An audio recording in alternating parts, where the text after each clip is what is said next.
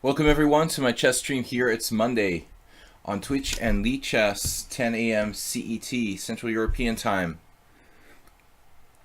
What's up, Arsenal fan? Richie, GRSA. Who else is here? We've got Troll in a Roll challenging me. Arsenal fan Rich is challenging me.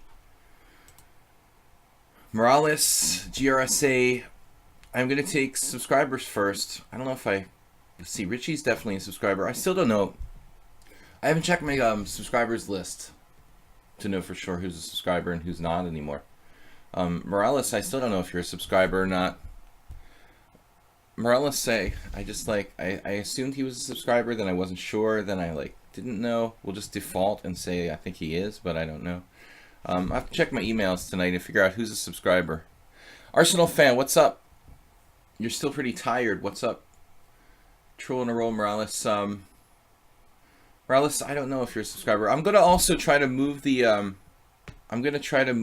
time control a little bit faster. So don't have to change your challenges, but Ayeste, hi. You don't have to change your challenges if you challenge me to 8-3, but I'm gonna start posting 7+3 as the maximum, so that we can have slightly more games, because there's been a lot of challenges lately. So I'm gonna make the official maximum 7+3, and wow, Richie just changed his challenge. If you stay with 8+3, it's not a problem. I'm gonna accept the challenge anyway, but just so you know, in the future I'm gonna try to make it just a tiny bit faster, to make 7+3 the maximum. So I'm not sure if Morales is even a subscriber or not, but to just be on the side of safety, I'll assume he is.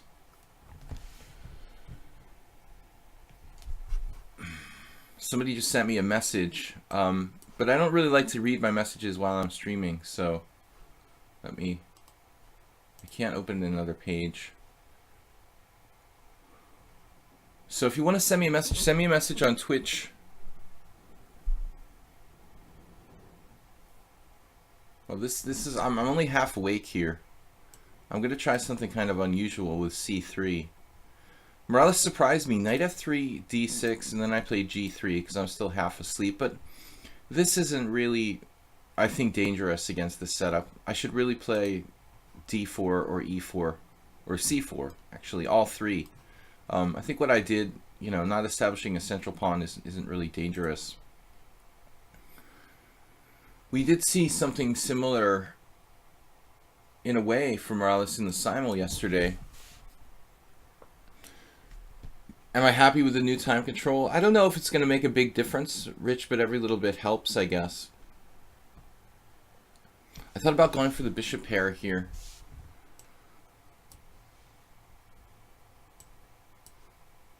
We have a very powerful bishop on G2. So what's up, guys? It's morning. I'm still half asleep. Hopefully we'll wake up, got some coffee. Going for this bishop pair, when and where?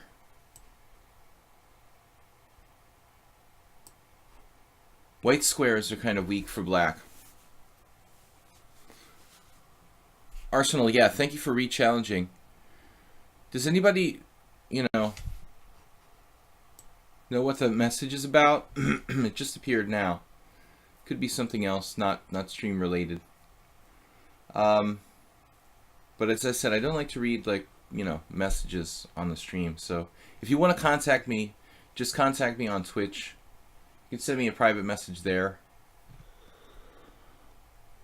You won against me yesterday, GRSA. Yes, well done.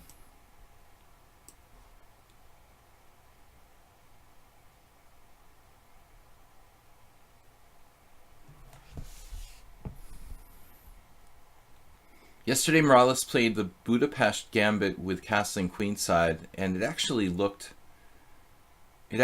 legitimate. And yesterday I said I've never seen a Budapest where black's castling queenside. But I was thinking about it, and this May or April, I think it was April, when I played in the first Saturday GM tournament, there was a game between There was a game between two strong players. I think black might have actually castled queenside in the Budapest Gambit. I have to look it up. Fleshy mammals. I like it.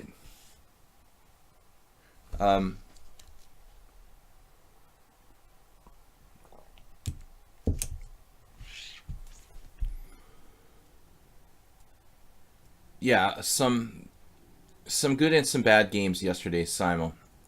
Too many draws.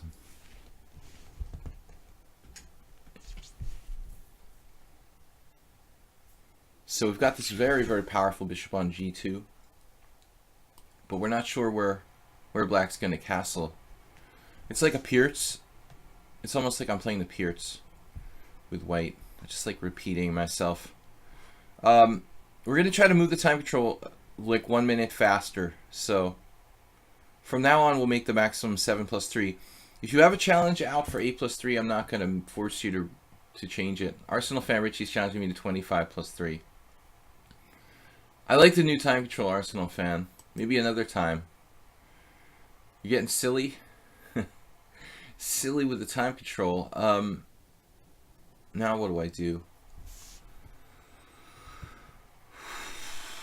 It's like an English opening where I haven't played c4.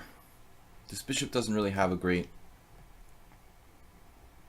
great future at the moment.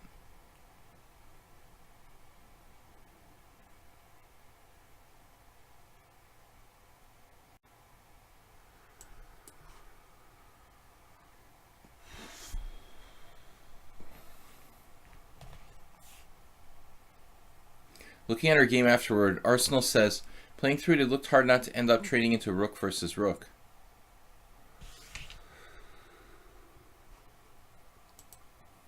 GRSA, I have to play the subscribers, the people who are paying to be subscribers on the stream first, dude. But you are the first non-subscriber, and it won't take that long to get to that challenge probably.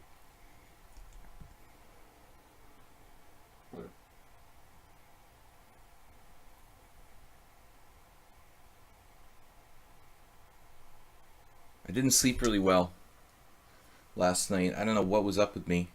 I think that sometimes, like all the thinking that I do from playing in the simul, kind of like, I don't know. I can't go to sleep afterwards because my brain is like spinning out of control with all these variations and stuff. Does that sound believable?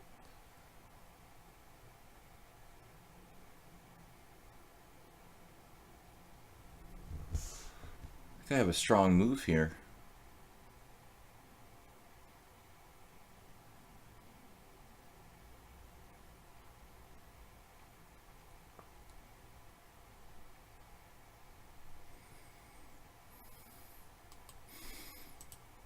I'm actually not so sure.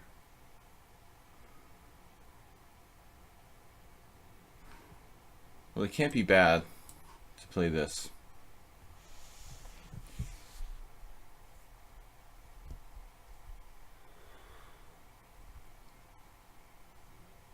Where did Chul go? I don't know. He was the first one. But he left before I even started playing anyone. I didn't just like, skip him because his challenge was there. I think his challenge wasn't even there, was it? Maybe it was there? He's kind of flighty lately. He's not on that much. And he was angry yesterday that I wouldn't do chess 960 in the simuls, but I'm a very, regimented kind of person. I don't like to just like randomly change things at the last minute, and he always is asking me to do the like exception for him, but then like half the players would do chess 960. It's like it's hard, to do the simul as it is. And chess 960 requires even more time for me, so. Morales allows bishop takes c6, queen takes c6. Yeah. Bishop takes queen takes a7, king c8, and black's actually like winning, I guess. So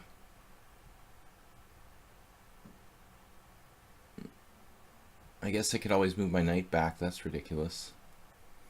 Well, we'll do it if we have to, but I think we'll just point things in black's direction and hope something good happens.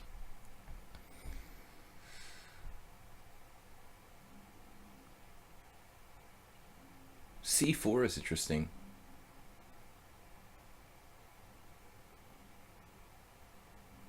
That would give me a good retreat square for my knight, actually.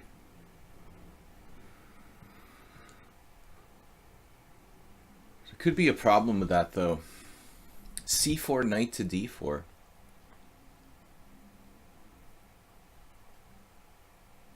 Bishop takes D4, pawn takes D4. And then it's like I'm pinned. Yet losing a piece at the same time. That is so weird. I actually just like lose a piece there.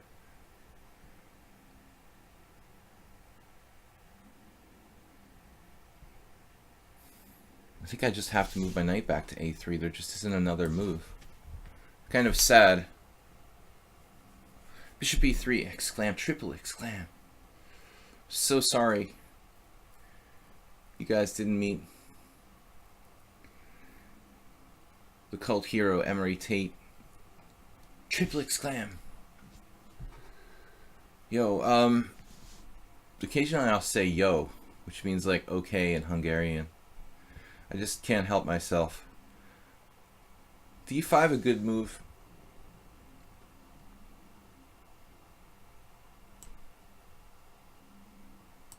I'm looking for a little simplification now.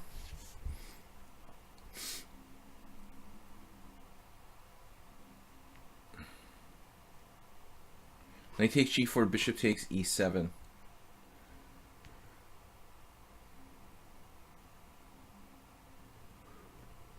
This honestly looks like I was playing some kind of weird opening or something with white.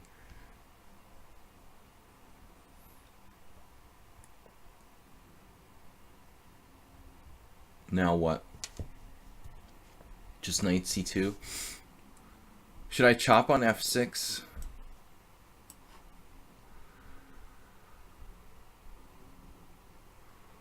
Maybe knight C4 would have been good there, but I was afraid of the knight coming into D5. I like that recapture by black.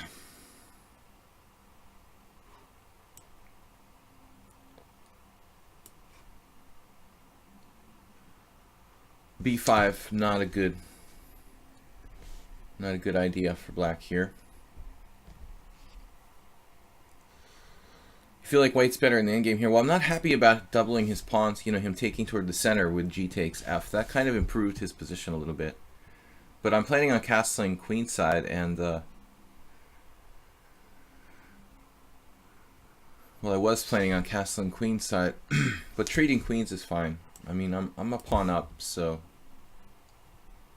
I have G5, which is interesting.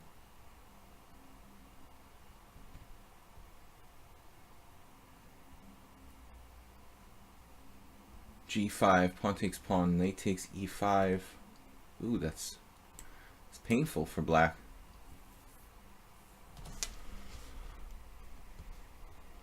Actually, like, loses the exchange there. It's so weird.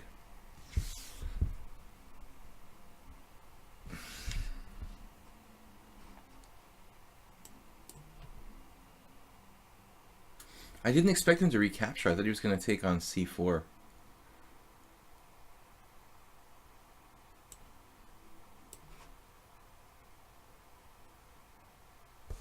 Well, we're only a pawn up, but I feel that, what am I trying to say here? I don't know what I'm trying to say. It's just a position. I don't know about rook C1 either.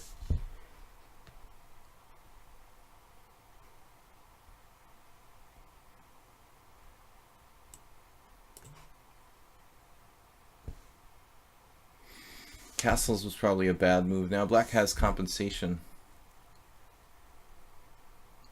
So bishop G5, but he didn't see it.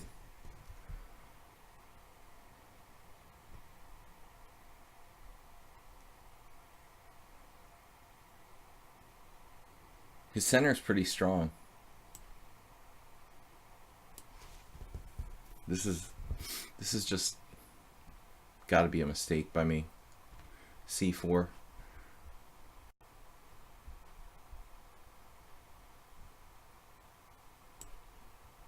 Man, I don't know what to do. He's got so much space here.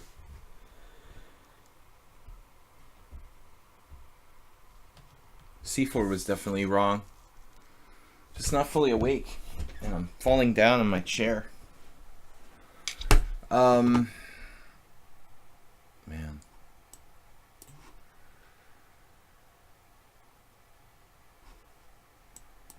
Tremendous compensation because I brought that pawn toward the center. Now he's a pawn down with equal chances almost.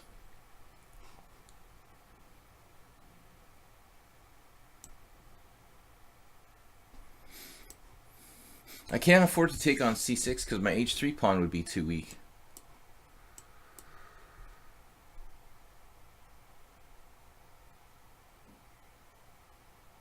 Otherwise, I would gladly go into knight versus bishop here.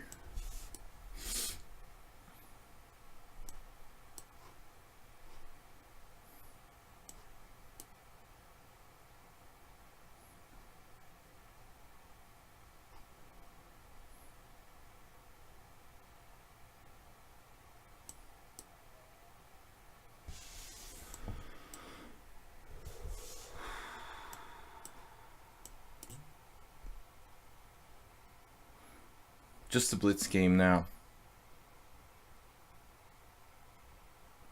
I feel like I'm not even up any material. You know, that's because I'm not. That's the whole problem with my entire game.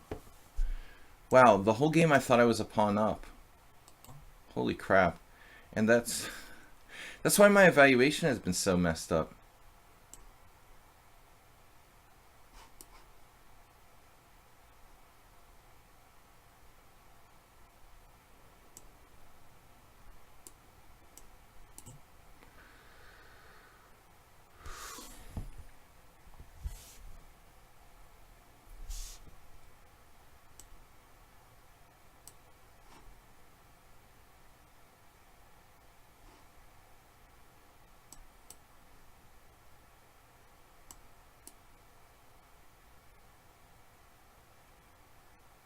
Alright, dude. I resign.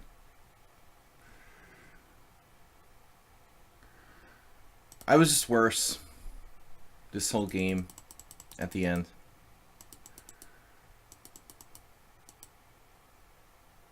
For some reason, I thought I was better. I thought I was up a pawn. But I'm not. You know, that was like this weird hallucination that I had the whole game. Was like thinking I'm up a pawn for some reason. And thinking I must be better because I'm up a pawn. And I didn't know that I wasn't up a pawn. You know, so I was like, why does it feel like you know, why does it feel like he has so much compensation? And I'm like, wow, okay, it's equal material. I still don't know if Mule Skinner, I still don't know if Morales is a subscriber. I'll have to check it out. But he never seems to talk in the chat, so I don't know. But I'm just like thinking he was a subscriber.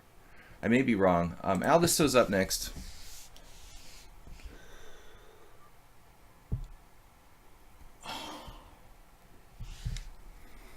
That's the second time I recently lost to Morales. I just blundered a piece there with knight takes d4. Forgetting that his bishop is protecting b4. Time pressure was pretty bad for both of us. So I was suffering. Why do I keep getting these same positions with the queen on the rook square?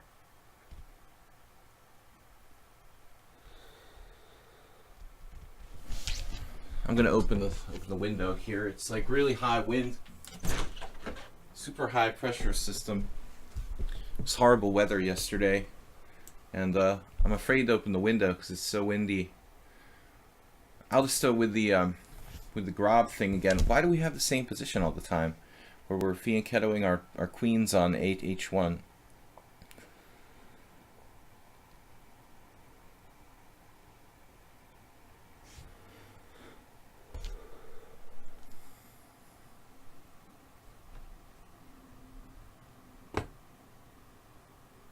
So I wasn't really well warmed up yet. Not a great game there I played. I had the advantage, but I never did win a pawn, and I thought that black played really well. Okay, we had the advantage in the early part of the game there, the bishop, but he didn't let me get anything going. I'm gonna play d4 here. Wow, just blundered a pawn. What is with me today? It's a gambit. Can I do a take back? Man, I'm not off to a good start here. It's a pawn sack to open lines.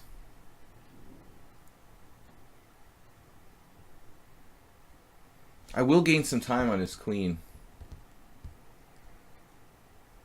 He's like thinking about it.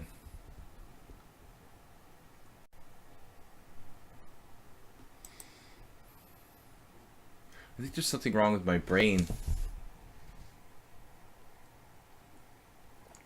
White will get some compensation here, but it's not enough to justify giving up a pawn. Not really. I mean, I already have my queen and bishop active, and he'll only have his queen developed, and then I'll get like my bishops out and my knights out. But it's a central pawn. It's hard to imagine that's really, you know, gonna be quite enough for the sacrificed pawn. Yeah, I think the simul did something to me. I didn't sleep super well last night. I had to take some cold medicine to go to sleep.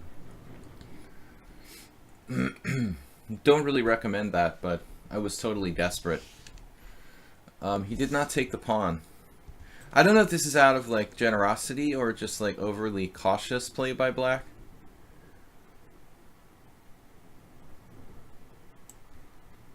He does not take the pawn.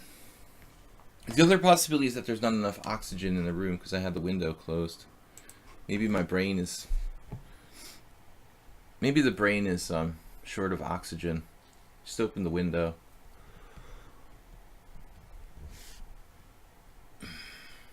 It's really cold and windy outside. Oxygen, important for the brain. If you have a brain.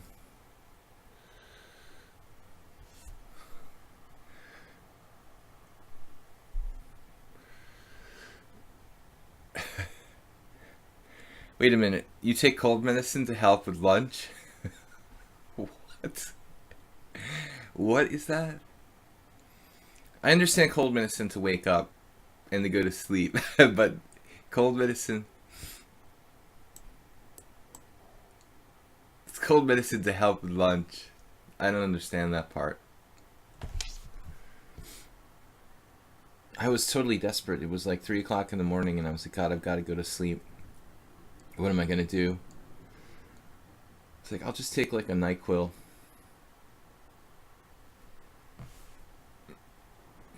But I think it's something to do with when I play a lot of chess or have a really intense game. The brain is just thinking like really fast, and what's left of it anyway. And you can't like turn, and I just can't turn it off. I can't stop thinking after a while. I have to go to like a sleep therapist or something. I don't really want to do this, but I'm going to have to play e3. Killing his queen on h8.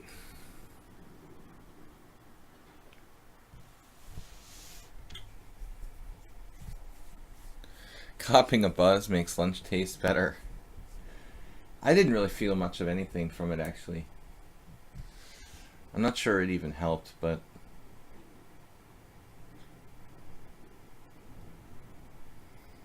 You know, like when you're tired, but you can't go to sleep.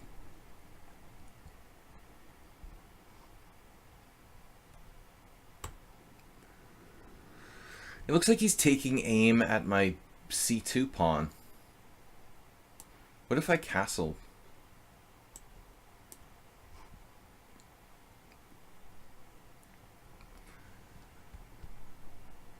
Okay, black can play knight b4, but we can answer with bishop e4.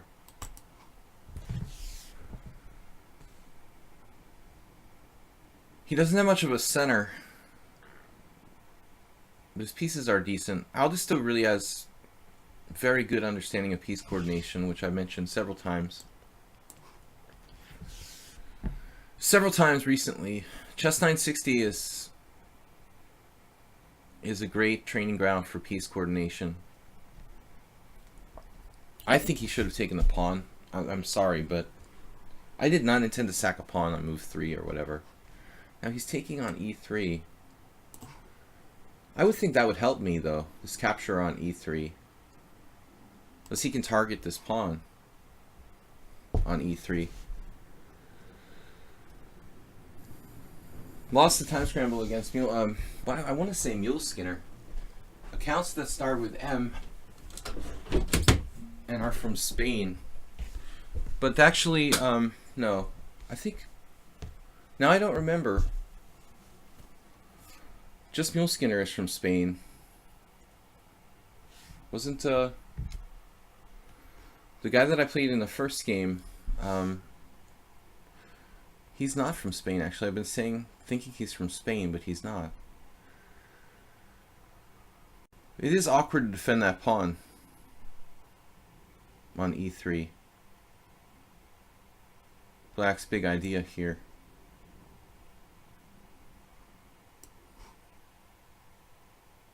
Dad, dude, can you attack me with your pieces anymore? We'll send them back. The dude that I played in the first game, Morales, he doesn't have country on his profile, but I thought it was France. I've been thinking he's Spanish because of the name, but I thought I remembered before Morales saying he was from France. Everyone's addicted to something. Well, I've certainly had my demons. G4. I would imagine this revolves around playing the move bishop h6. Okay, things are going to need to start getting the hell out of my position. First of all, Mr. Knight.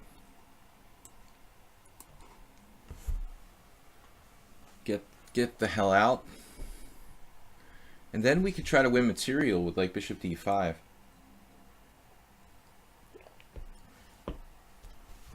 Aldis still may not be fully awake yet, like myself. Bishop to d5.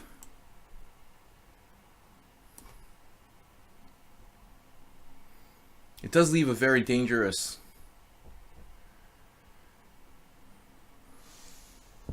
He leaves a very dangerous piece there, unopposed, on this diagonal, but... I mean, winning the exchange is really pretty minor. Get it? I may have had better, I don't know. But I'm kind of short of time, so...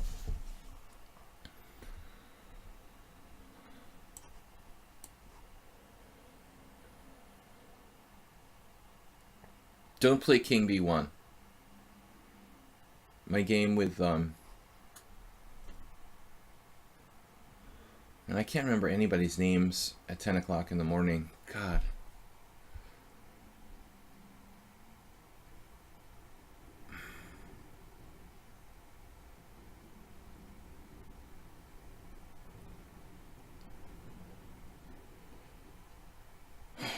Man, I can't play king b1, but I want to play king b1. Why do I want to play king b1? To get off of this diagonal. So the two bishops...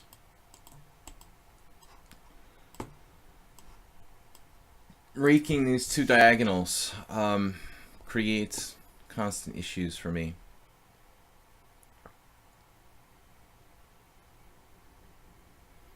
Why don't I just play e4 first? Gingy used to do that constantly. He was like...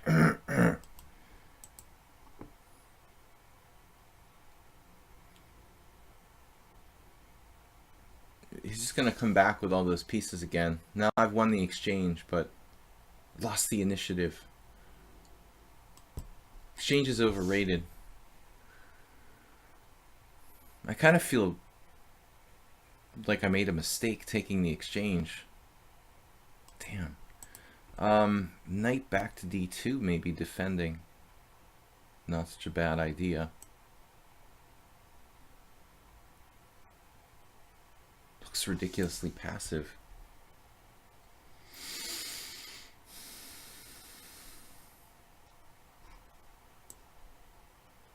If I don't play e4 now, when am I going to play it? All of his pieces are going to filter in and get me. But I don't like this, man. Now all the pieces come back very, very powerfully. At least I can play this without losing material.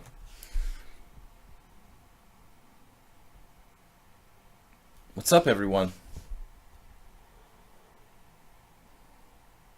Yeah, we're all curious. We're curious about your funky spelling for demon. Oh, you guys over on the other side of the pond and your spellings. Tomato. Damon. Matt Damon.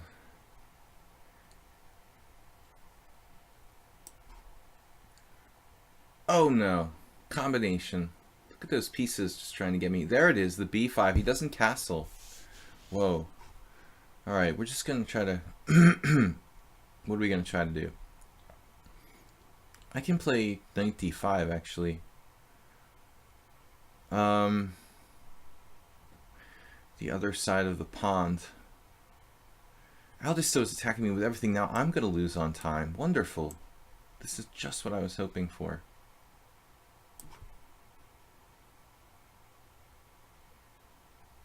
Is everything protected? I think I need to play more fast blitz. Getting a little slow.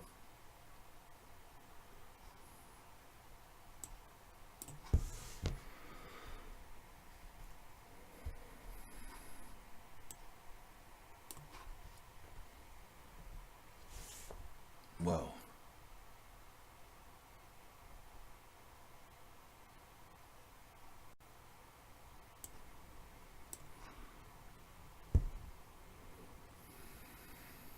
Getting dizzy with all these pieces on the board.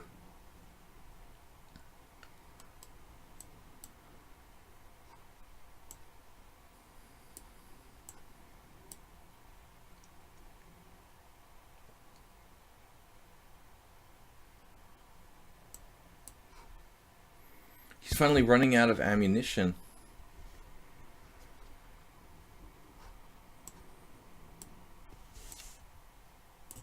Fake left and go right. At least I'm not the only one making horrible blunders with like time pressure here. Bronx defense. Whoa, haven't seen you in a long time. Bronx defense. Matt Damon. Alright. Mule Skinner, Arsenal fan. GRSA is like been he's been pushed down to the bottom. GMM. Yeah, that's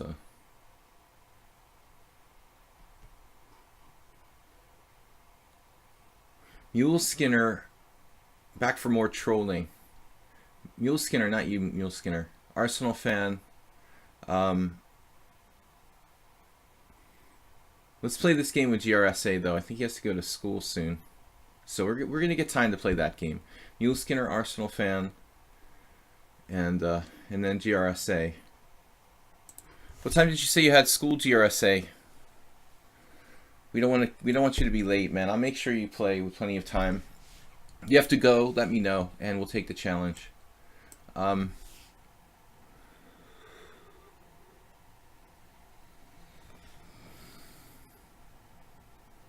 Jinn.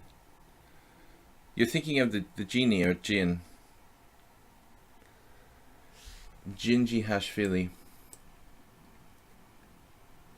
Called him the hash villain. Alright. Knight to c6. The closed Sicilian for something new. That's nice of you, Arsenal fan.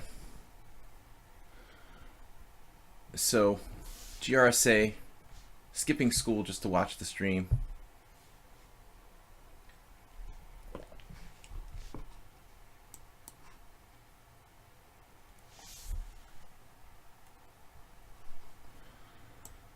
I don't. I haven't heard anything about Roman in a long time. I don't even know where he lives. We haven't spoken in like 20 years. If you get on my bad side, that's it. It actually kind of works the other way. Roman loves vendettas. I'm okay with it too, though. A4. Yo, Skinner, you got something new for me here with the A4. I don't remember him playing this before. I guess I have to play E6 now. It is kind of curious, like what would happen after E6, E5.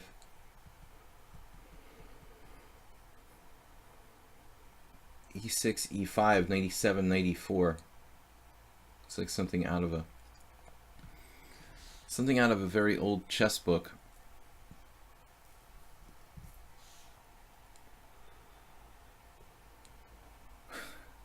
He does not look like Ron Jeremy. That's ridiculous, dude. No, Gingy actually looked cool when he was younger. I thought like back in the 80s. Not cool, but better than he does now. Although I haven't seen him in 20 years. He probably doesn't look too good. We're not getting any better looking, but I don't know. The fact that he's still alive is pretty good.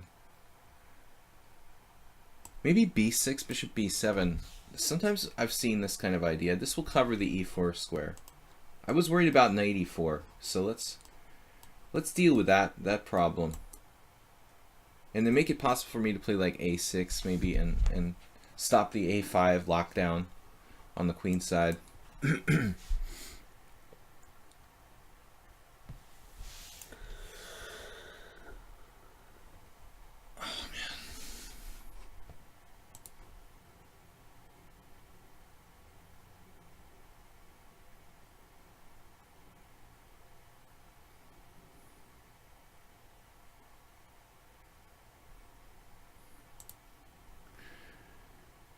Okay, Samurai Heart is this a provisional account?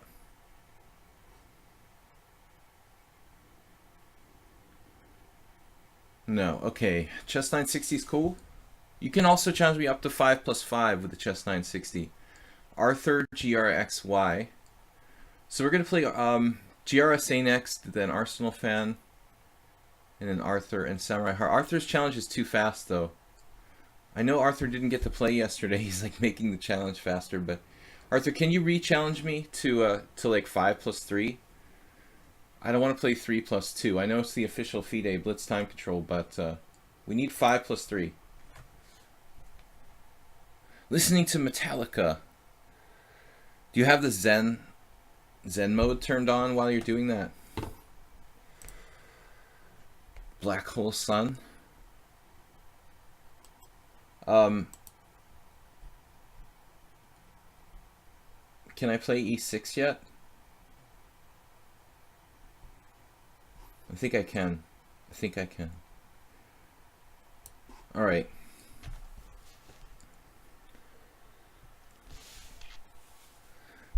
I don't know. I don't think of Metallica as like Zen Zen type of music, but it's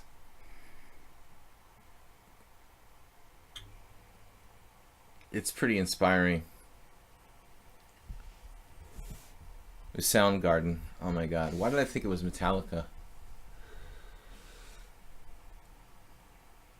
That is pretty bad. I don't own an album by either of them, but would yeah, it is Soundgarden. It's still early in the morning here. Oh man. All right. I have excuses for everything. But that's pretty bad. I'm not a big heavy metal person though. I mean, I don't think that Metallica, okay, Metallica is definitely, yeah, they're both metal, right? Who corrected me? Arsenal Fan. Thank you. Force my Zen state by focusing on small details. I think it's a good idea to reach Zen state in a chess game. The best concentration I ever reached was amazing. The highest level of concentration I ever reached, but it only happened like in a very few games. During chess games could I reach like total concentration.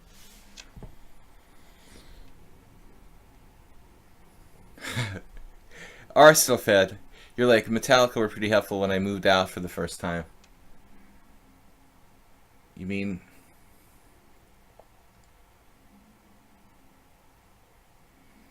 when you moved out of the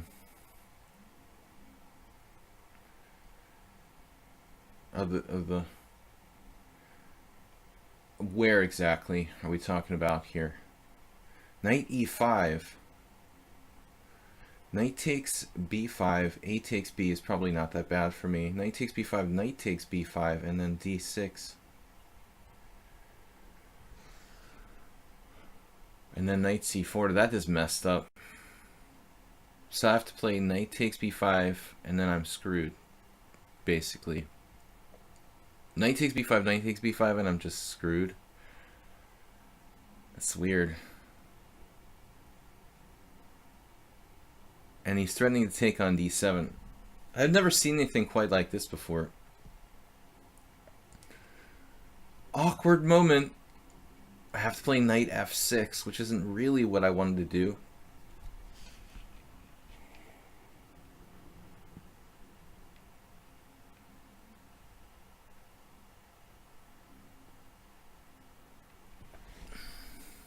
That is interesting.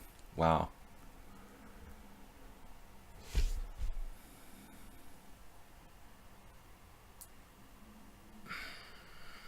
Living with druggies and such. Well, you know, you can still get back on the right path. Druggies.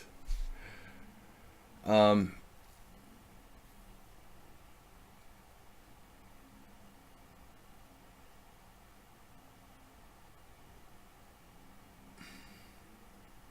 not going to play bishop c8. Come on, that's ridiculous.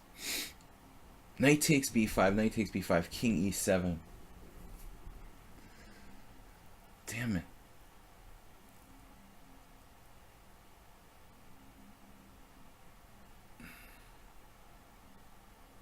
I have to play knight f6, but then f5. Everyone's like, why doesn't he just play knight f6? Okay, f5, and then I could play a6 and get him off my... I think this is forced.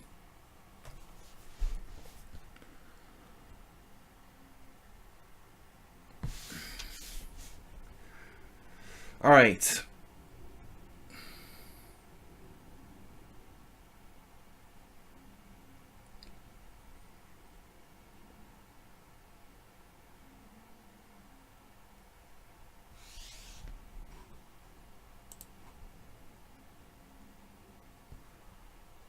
So Arthur, thank you for re-challenging. We're gonna play GRSA, then Melody Marathon, Arsenal Fan, Samurai Heart, and Arthur. I think we're gonna have time for everybody, obviously. Melody Marathon, what's up? Thanks for subscribing.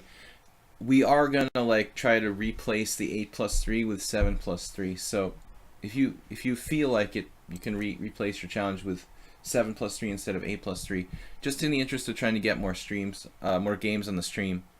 Last Friday got out of control. I was really late for things I had to do, so I'd like to make 7+3 the fastest time, or rather the longest time control that we play. But if you don't feel like or don't hear me, it's okay. But in the future, we're gonna move the challenges to 7+3.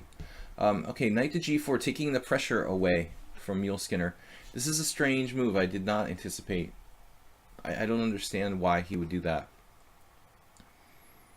It even looks like just a concrete blunder. I mean, it's tempting to take on g4, take on c2, just win material. I can play a6 to get him off me at d7 first as well. I don't know, though. This is a good move for me to see, though. The question is, should I take on c2?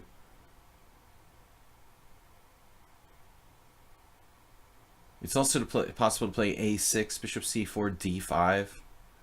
Pawn takes pawn, rook e1. I would lose my right to castle there.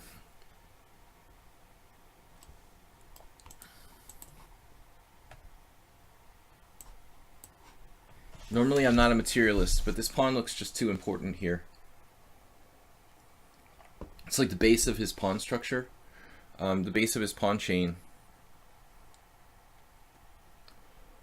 Pawn chain, I meant to say, instead of pawn structure.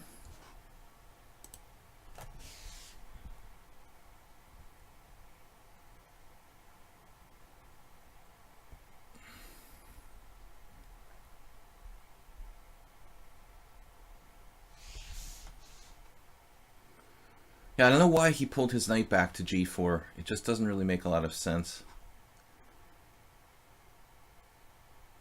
Now I can even do a6 and d5. No, I have queen e2 check there. So I pretty much need to castle first, it looks like. We have a lot of possibilities here. Bishop d4. Check, king moves knight e3.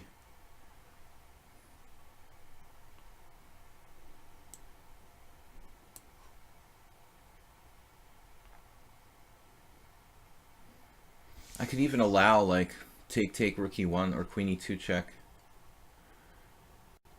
f5 is the question. Even f5 isn't a very big threat in this position.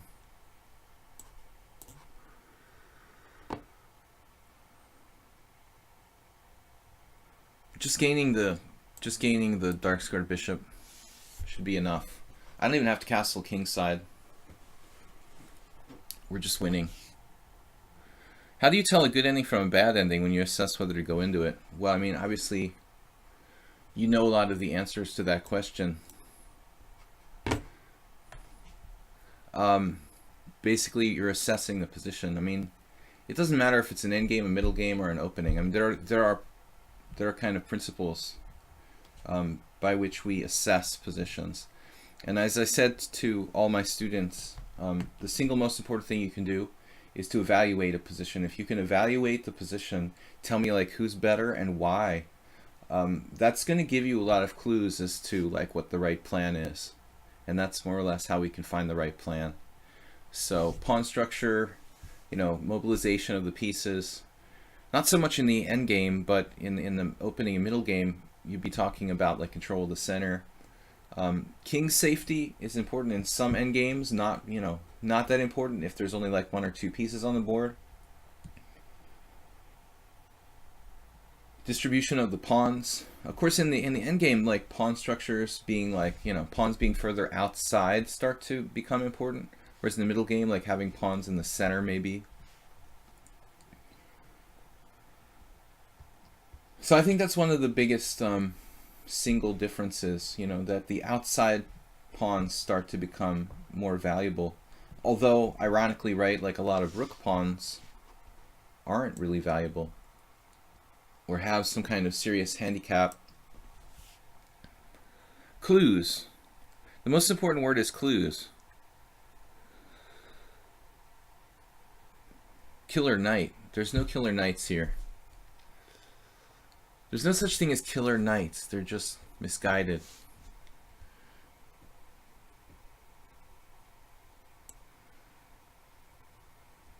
Insane knight posse.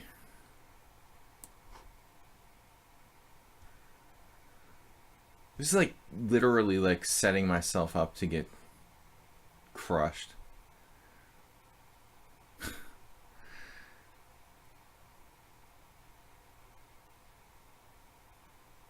If he plays knight d5, I might just take with the bishop.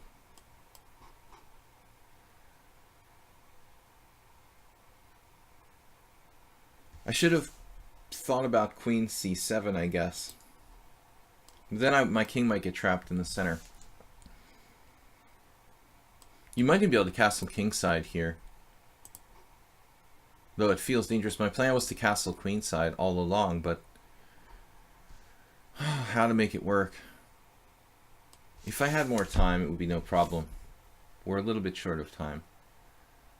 Queen e7. I don't know about this move. I mean, I'm just begging for knight to d5 here.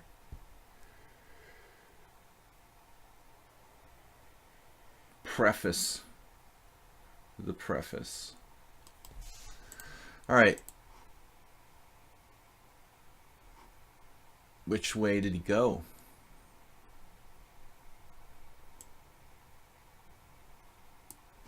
Take toward the center. It's not an endgame. Knight d5, pawn takes, pawn takes. Obviously, I can try bishop e5.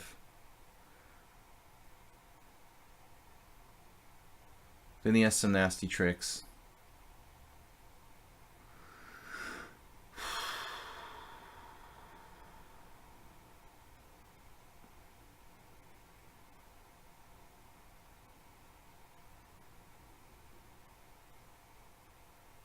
No, I'm serious. I think he should play knight to d5 there.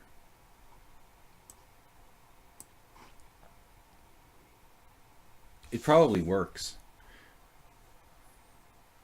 I mean, I could take with the bishop, as I said, but that's not really optimal.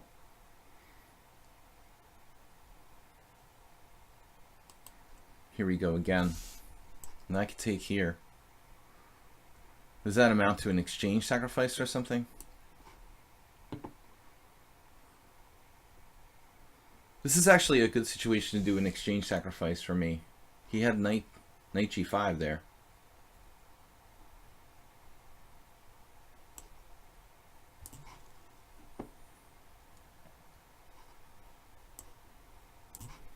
I mean, black should be winning. No, Mule Skinner, I'm curious to see here what would have happened if you had played knight to d5. Either now or the next move. So the best move is queen d8 for black. Queen d8 followed by castles kingside. It makes you ask the question, why did I bother to play queen e7?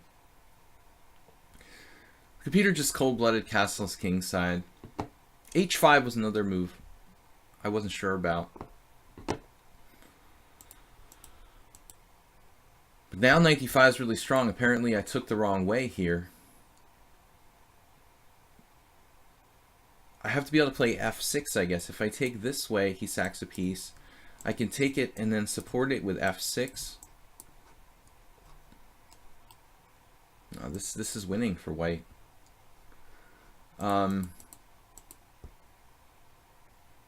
So here I'm not supposed to take it again.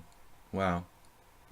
Yeah, Mule Skinner, you got to look for more sacrifices. You're a very good positional player, but you need to look for more sacrifice lines. Knight to d5. I know that sometimes I'm a little bit lazy in calculation. We lost GRSA. Where did he go? Are you kidding me? GRSA, hi, what's up? Where's your challenge? GRSA, man, been waiting since he got here early.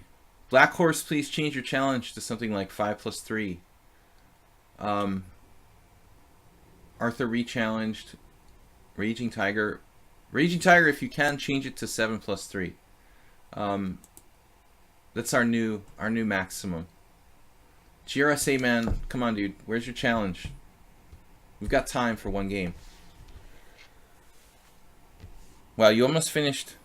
You finished 33rd place in the marathon after 18 hours. Yeah, the marathon, man. Talk about insomnia, man. I already have insomnia and I didn't even play in the marathon. Unbelievable. So, alright, I don't know. GRSA, man, yeah. He changed his challenge now to 6+3. Alright, we're going to play him. He was here first. Alright, Richie gave him his spot. We're going to let him play. And then we're going to go with the rest of the subscribers. Arsenal fan, Melody Marathon. I think that's it for subscribers. GRSA 1391. He beat me in the simul yesterday. Don't always play like you're 1391. Chess is 99% strategy. Not if you watch tricks only. What is he up to? Is he like 3,000 in tactics now? The truth about chess is that there's more than one way to play the game. And that's one of the reasons why it's so popular. I think that you can play in an almost purely tactical fashion. That's not, I think, the easier way to do it.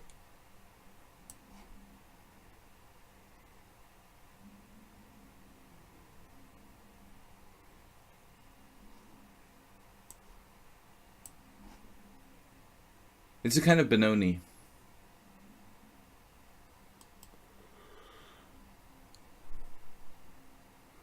Ratbone has insomnia, that's why he's watching the stream.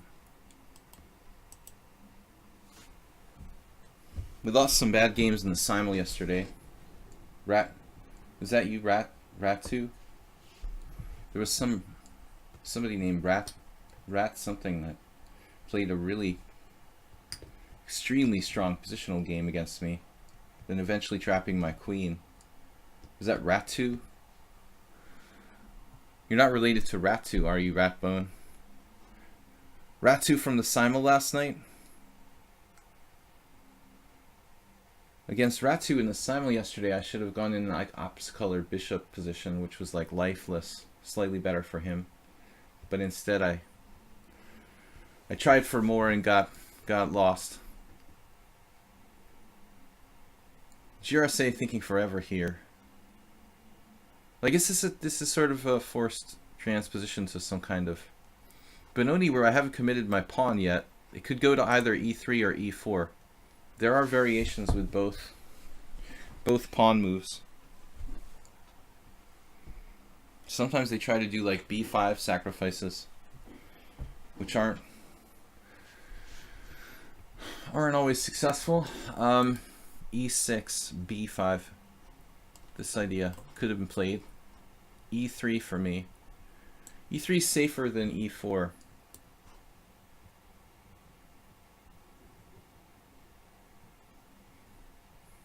I'm not sure though which is better here. If I play e4, sometimes black has tactics along the open file.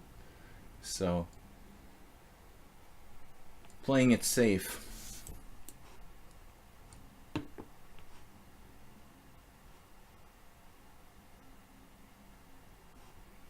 Now b6 is more like quiet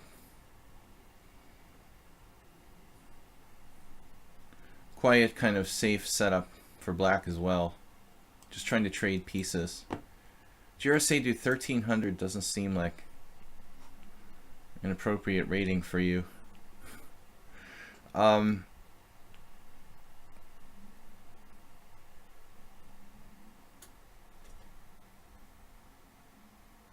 regret not playing e4. I can play it down a tempo. I guess I might as well. b6 is so slow, I might as well just play e4. Hey Hour Knight, what's up? GRSA is not offline.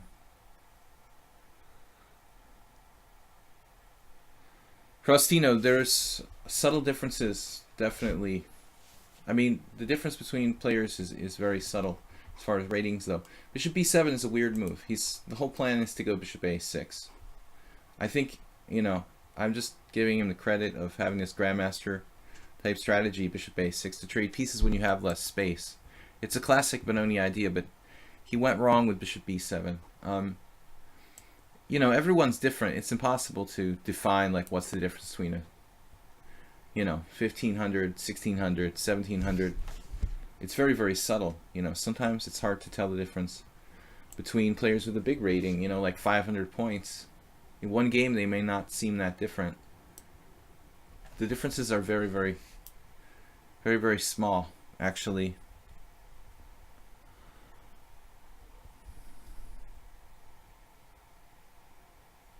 Smaller than you think. I mean, in my opinion. He started off this game well, but he's played a couple of weird moves now. Bishop e7 and queen c7. I'm suspicious of both of these moves. Now I could play knight to b5, queen b8, but he can defend yet with knight e8 if he needs to defend his d6 pawn. So, in other words, knight b5, queen b8, bishop f4, knight e8, and black is okay. I need to just get on with my development and stop trying to refute his position outright.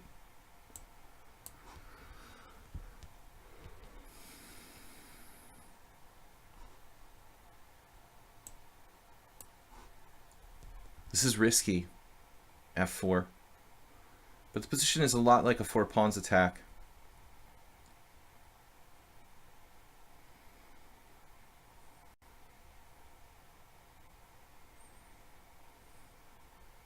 I never really played the four pawns attack much, but I have some friends who played it a lot.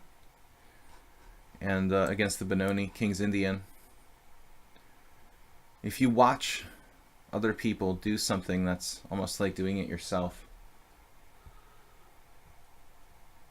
You can learn a lot by watching the watchers at the chess cafe or here online. I mean, you can learn just by watching other people play certain openings.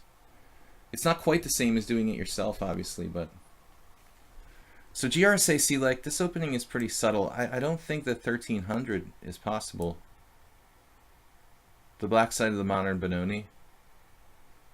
He's too strong for 1391.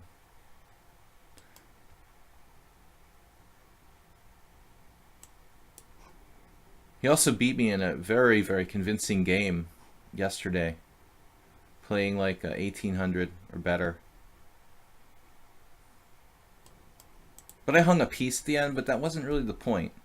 I was probably lost anyway. I was like down a pawn with a worse position when I dropped a piece. I mean, we're not talking about 1300 FIDE. We're talking about 1300 lichess, which is like 1100 FIDE.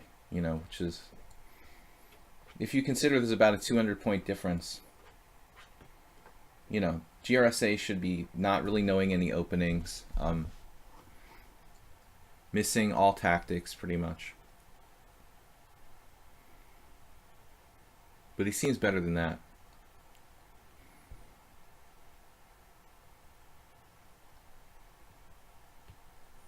Rook d8. You know, these moves are probably not perfect. We might have an e5 avalanche at some point. I don't know if this is going to work right away. He can take on e5 and then take back with the queen. So I'm close, but no cigar.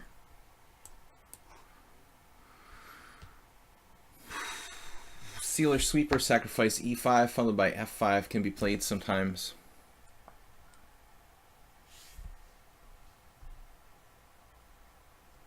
He's a Russian master. No. Balkanberger. Pleshkovitsa.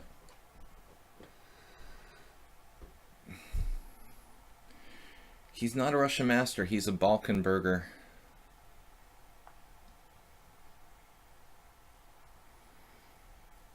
Bishop f3. We're threatening e5 and d6 sometimes. Bishop f3 actually has some drawbacks. It takes away my control of c4. It also blocks my rook on f1 while reinforcing the pawn on e4. So e5, take. You can take with the knight now. Now we can play knight to c4. I think everything is set. And now we have a really strong position. There's no b5 that works effectively. e4 is protected. He's drifted. The rook placement here on the diagonal with the bishop on h4. And now this. The Benoni is a very, very difficult opening to play. You have to play it very dynamically. And I think that I wouldn't recommend it to anybody like under a certain rating of, say, like 1600. I mean, it's too hard to play for black.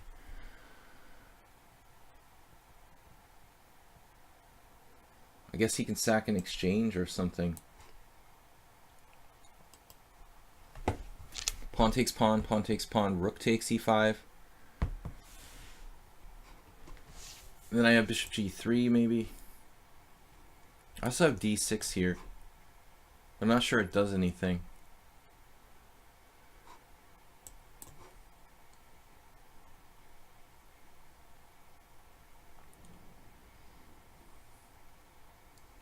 Rook takes e5, d6. That probably wins a rook, actually, for something. A rook for something.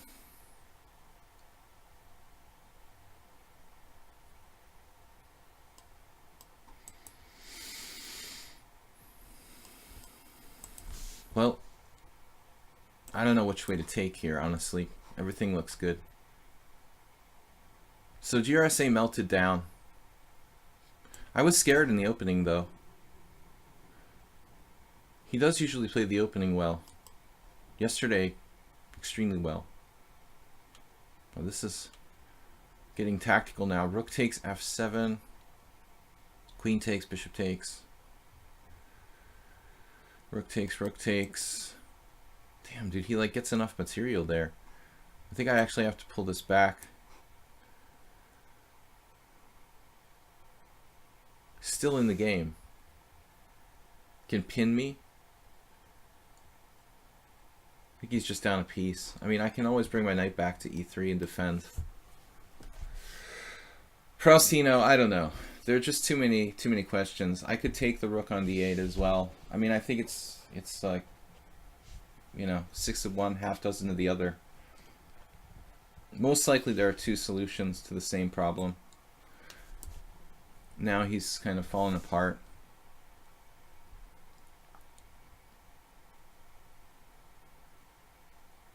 But here I should be a little thoughtful. Queen b3.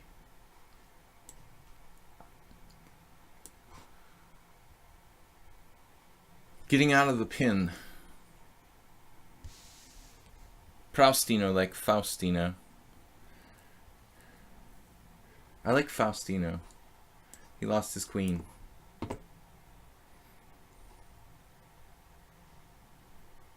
I don't want to get mated.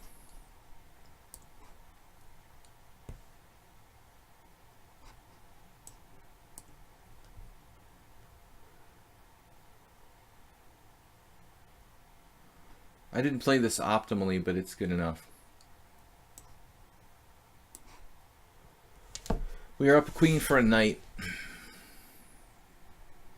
Knight and pawn. Now he loses the rook as well. Alright, man. Thank you for the game.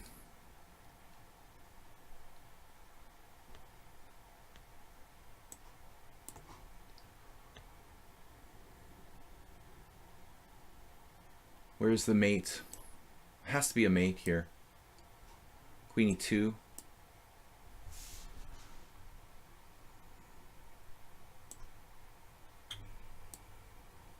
Probably not the fastest mate. Okay, next up we've got our subscribers. Arsenal fan, Melody Marathon. Then we'll move on to the other challenges.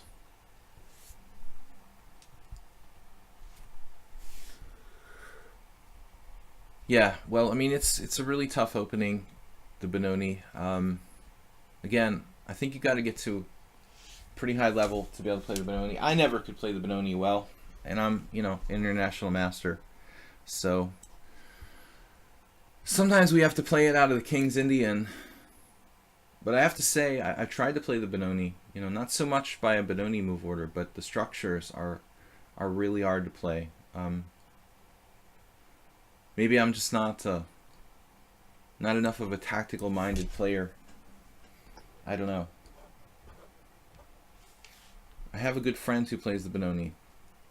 Okay, now E3 is a game we had yesterday with Arsenal fan, and this is interesting. How did it go yesterday? Did I play C5, B3, or something like that?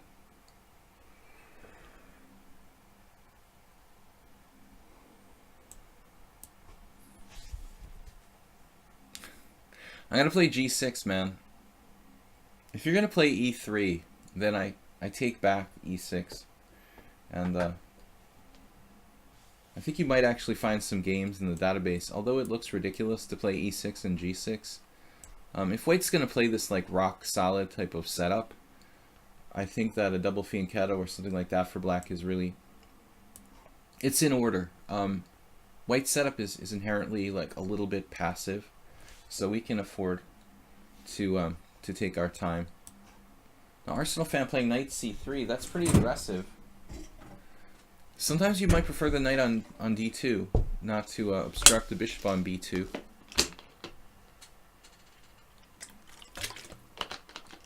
Yeah, Vugar Gashimov. My friend Zoltan Varga was saying how Gashimov, you know, of course he was like probably the biggest Benoni player in the world for his brief career, but at the end of his brief career, toward the end of his brief career.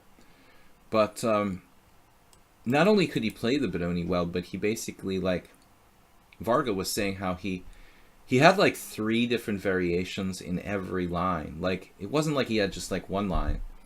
You could play one line against him, and he would have like 3 different ways to respond. That's how well prepared his Benoni was. It's pretty impressive. Okay, now we have the classic Queen's Indian problem of the knight on b8. This is a problem piece in this opening. How to get it in the game via a6, d7, not to obstruct our bishop on b7. Certain openings have problems, you know, with certain pieces. The French defense, the bad bishop on c8. The Queen's Indian, it's this knight on b8.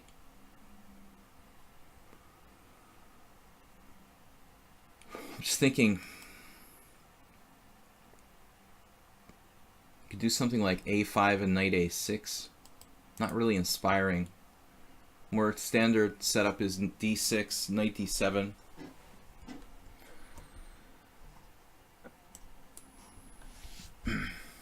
It's basically like a hippopotamus where my knight is on f6 instead of e7.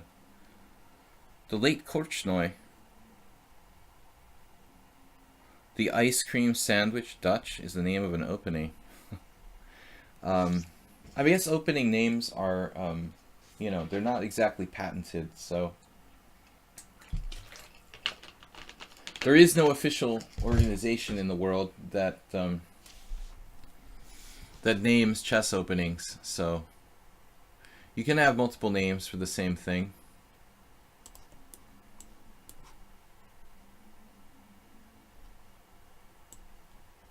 Now, Arsenal fan is a guy who normally plays e4. Now we're seeing him playing d4. Very solid fashion. I'm afraid he's been watching Simon Williams videos again or something.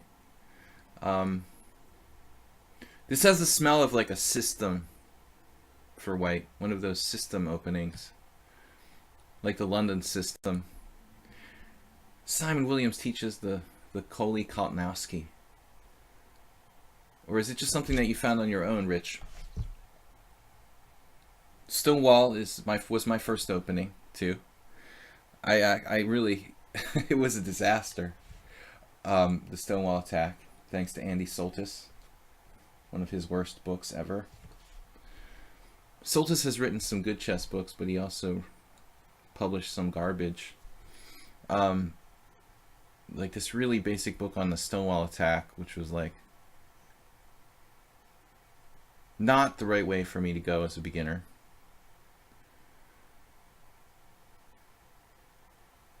All right.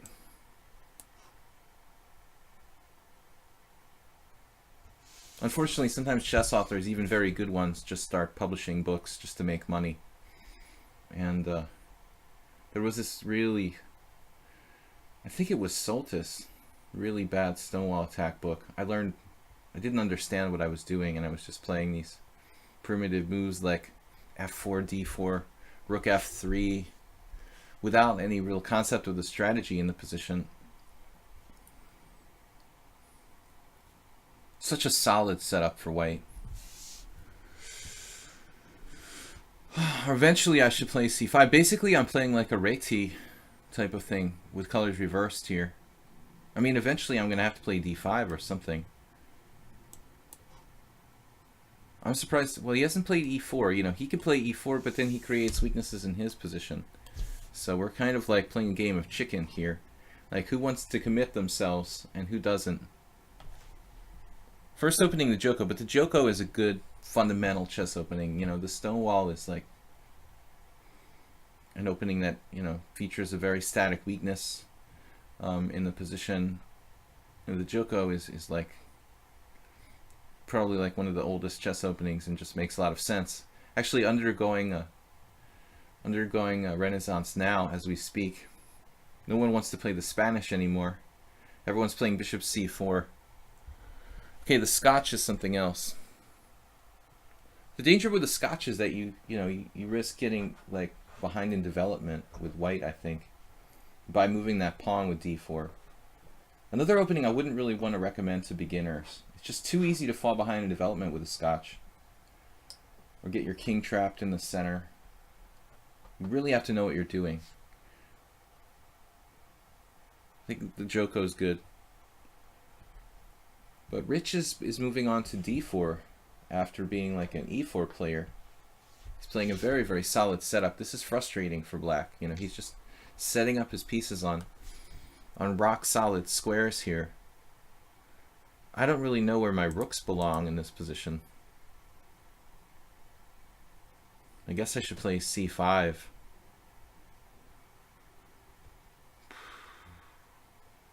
But I don't think I'm even ready to do that. If I play c5, he takes on c5. I take with the knight. Probably have to keep d6 protected.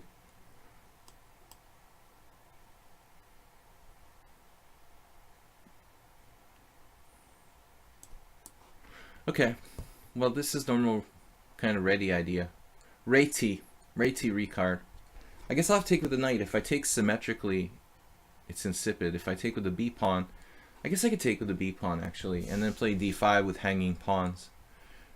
It's an alternative to play hanging pawn structure. dc, bc, queen d2, d5, cd, ed. Though my c pawn is pretty prone to attack there. Guys, I'm streaming 6 days a week. Wednesdays, and Fridays. Blitz and Classical Chess here on lichess in the morning, 10 a.m. CET. We're doing we're having a viewer tournament Tuesday night, 7 p.m. I think this week we're gonna do well, what do you guys like for a time control? I'm thinking about maybe something we never tried, like a 6 + 3, something like that.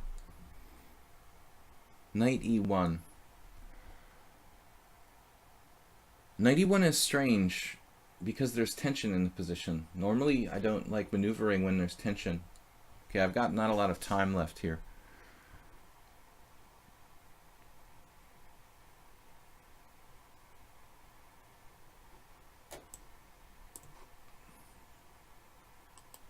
It looks like he wants to play bishop f3. My assumption was that he wants to play bishop f3 and trade off pieces.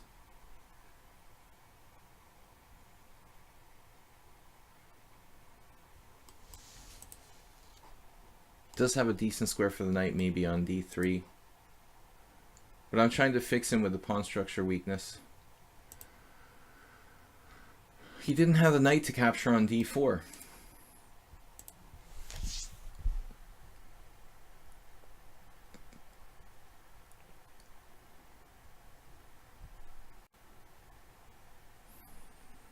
Try to saddle him with an isolated pawn if I can. 3+2 FIDE Blitz tournament. There's a vote for 3+2 FIDE Blitz tournament tomorrow.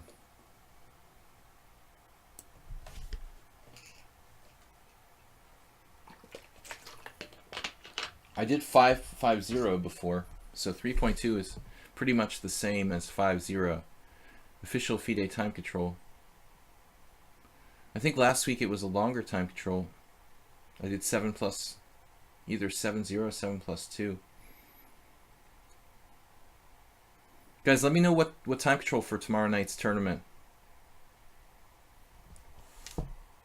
Any ideas?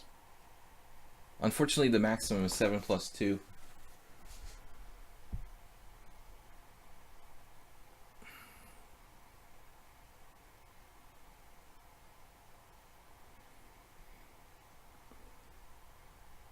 I mean, the 7 plus 3 goes fast.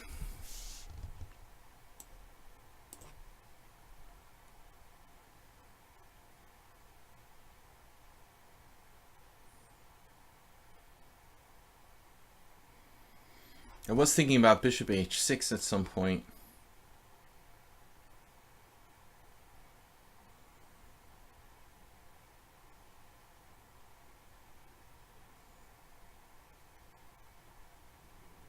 The other option is obviously knight f6.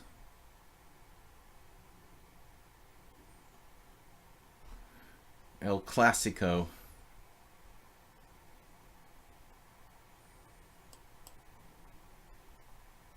There's only one thing about that bothers me. I'm about to lose on time. I mean, other than the fact that I'm about to lose on time. All right.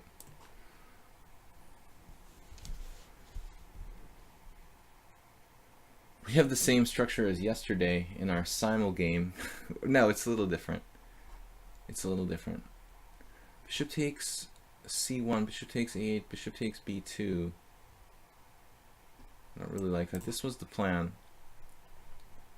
When we have the better bishop momentarily, but symmetrical pawns again.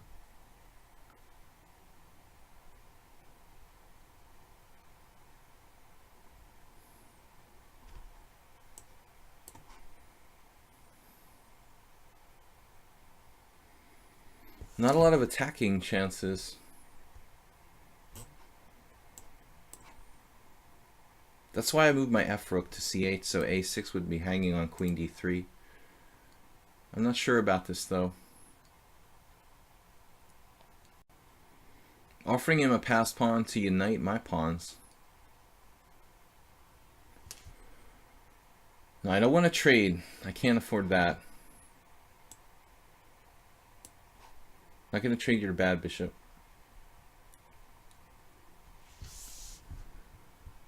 I need to keep that.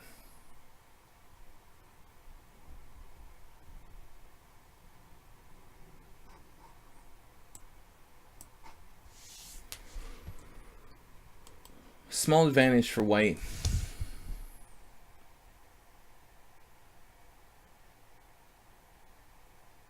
Very small, but persistent.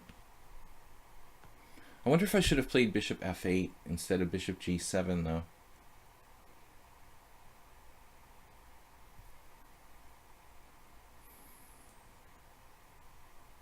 Then I could play bishop a3 and usurp control of the c file. Usurper. 3 plus 2 or 5 plus 3 or 5 plus 3.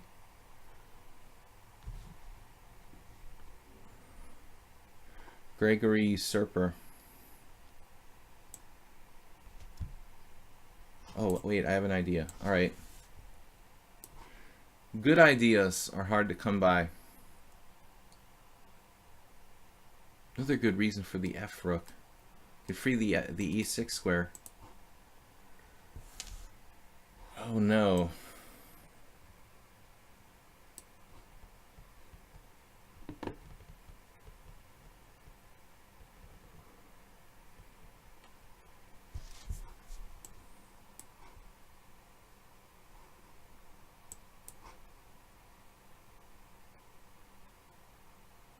Now what do I do? Revert to blockade? Revert to blockade strategy. We should be better.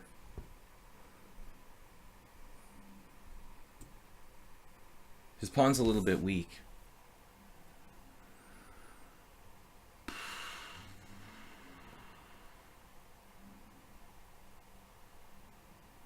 Do I want to play f5?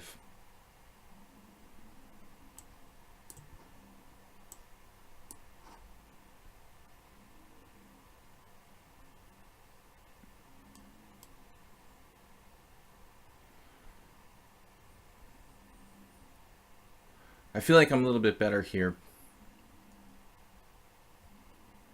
but maybe not.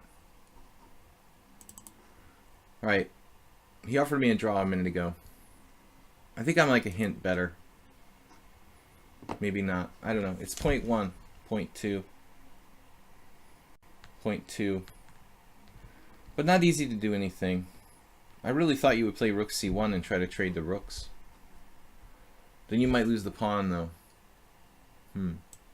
If you play this, the pawn might just fall. Alright, next game. Melody Marathon. Our last subscriber challenge, as far as I know. Ayesta, where are you actually? Ayesta is not challenging me.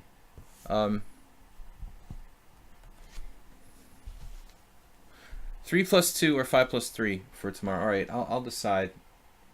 I'll ask one more time before the stream is out what people want to vote for tomorrow's viewer stream tournament at 7 p.m. CET.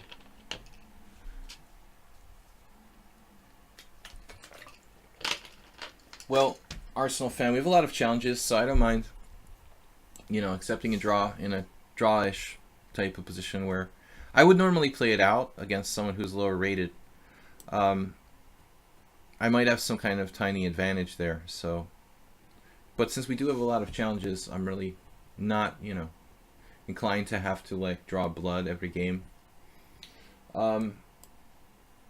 Very solid play there. Every time I play Melody Marathon, it's been a Nimzo. I should actually play something different against him. My narrow repertoire here. Very rarely I've played the black side of the Queen's Gambit, and one or two occasions the Benoni, but I'm not really prepared to play those openings.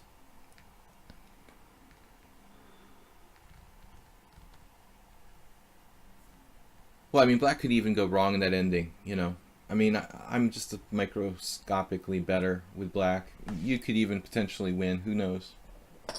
You have a passed pawn. That's not, you know, nothing. But if I get my king to the center, your passed pawn is not really going anywhere, and then black should be the one with winning chances. Okay, now against Melody Marathon, just in the interest of doing something different. I mean, I've been playing C5 lines, but I thought we'll try something different here.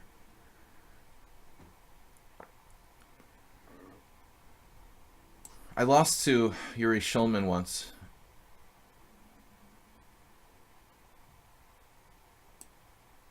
In this line.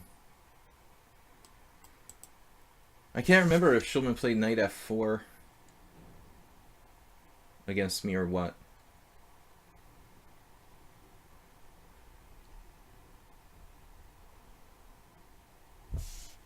But this is not my regular repertoire. Not a big fan of these Queen's Gambit type of structures in the Nimzo. I try to avoid playing setups with d5 normally. Here I could take and play c5 maybe. But taking seems weird to just bring his bishop out for him. It's not bad though. The knight on g3 isn't great. That's why a lot of people play knight f4 here for white. I think I kind of prefer that if I was white.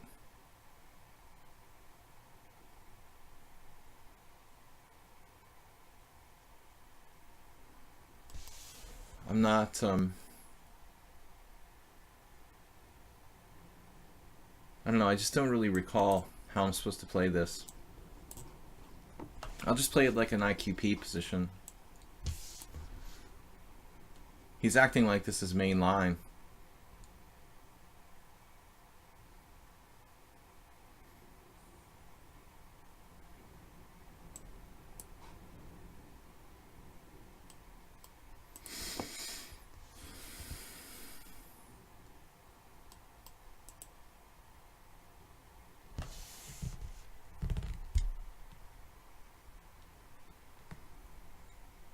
You had a move winning a piece, Rich? Forking the knight and the bishop. Queen h3. My bishop was hanging on h6, and my knight was hanging on d7. Oh my god. Wow, that's quite an unusual combination, shall I say, an unusual piece fork. I'm just gonna pretend I'm like Wilhelm Steinitz here, I guess. I don't know. Very compact, but not very dynamic for black, I guess. Very solid, no weaknesses approach. But I prefer to play c5 on move 4 or move 5 in these Nimzos, usually. But I just wanted to try something different. It gets boring to play the same position. Play the London system every game. Or something like that. There was this IM from California I used to play on ICC sometimes, blitz games with Cyrus Lakdawala. The guy would literally play like the London system every single game with white, and then the Slav every single game for black. And that's like all he would ever do. Just the London system with white and the Slav with black. The London system with white, the Slav with black. You know, to do that for like 20 or 30 years, I mean, that's insane, dude. You only play like the same opening. I don't know how anybody... I would quit chess if I had to play the same opening for like every single game with both colors. It's unbelievable. One of the cool things about chess is that you can learn different openings, I think, and play different types of positions over the course of your career.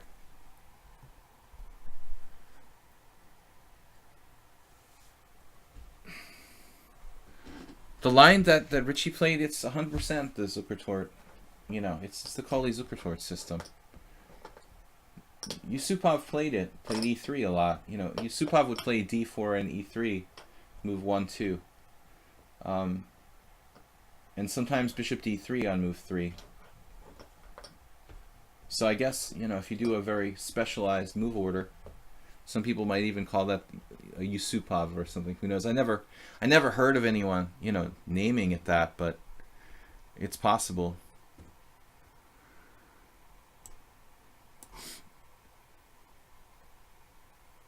Classic isolated queen pawn position. He has a support point here on c5, but that's why I played bishop c6 rather than say like, I don't know, rook c8. He could kind of mess with me with like knight c5. I don't know. Even there I could play bishop c6, but I'm not really sure.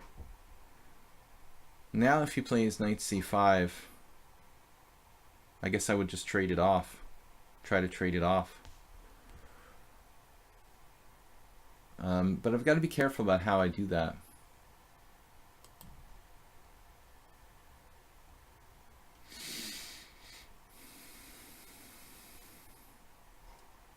This knight on b6 is bad, isn't it? I can get pieces out of c5 now with like b6. That was unpleasant with the knight on b6. If he plays knight c5, knight bd7, maybe b4 coming forward. It's not that I'm really out to get his bishop on e3 necessarily, though I might take it in some circumstances. I just don't like the knight. It's badly placed on b6.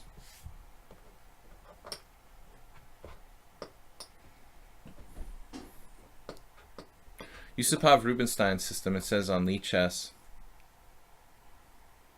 Yeah, the Zukertort is the Kali system with b3 basically, which is what you're playing. Now what do we do? Bishop takes feels like a waste of time.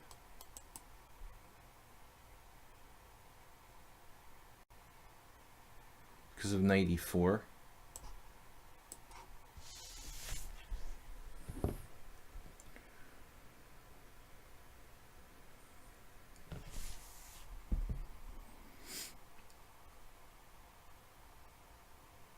Every time you can trade pieces, it's a good thing when you're playing against an isolated pawn or any kind of like static weakness. Usually it's a good thing in general.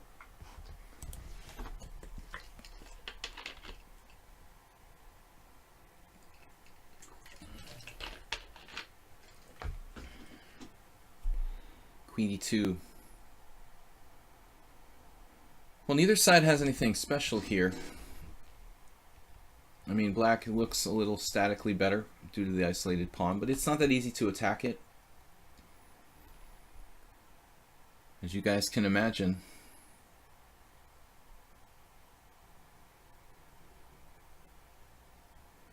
You could go for more exchanges with like knight to d5, back again.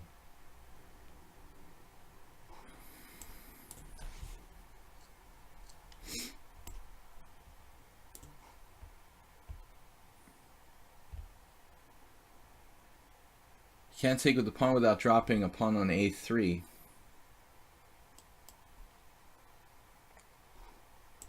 So now we can develop.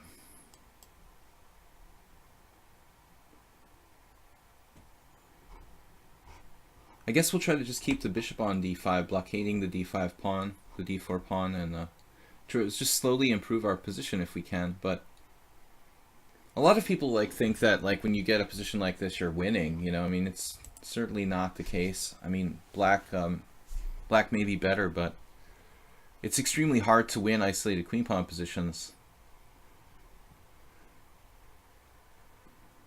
I mean, a lot of endgames are drawish.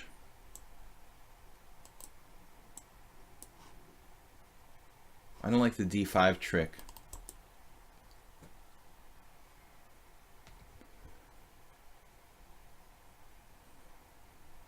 Now he wants to menace me at h7.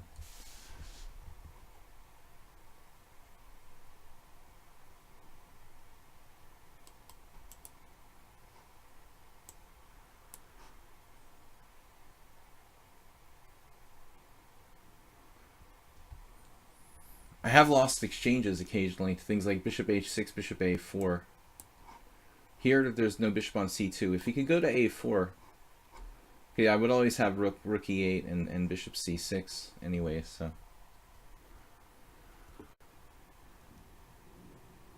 The fianchetto bishop protects our king side pretty well. We've immobilized his d-pawn. Now black will seek pressure along the c-file, maybe menace his queenside pawns.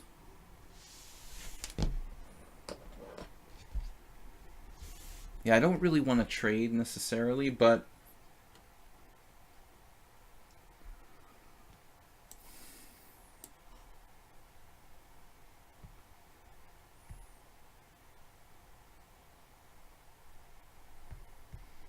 it's probably not bad to trade.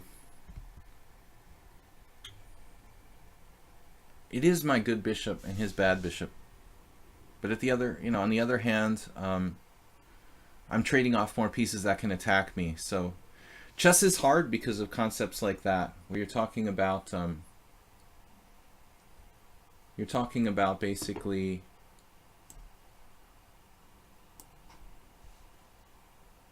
conflict of two conflicting principles.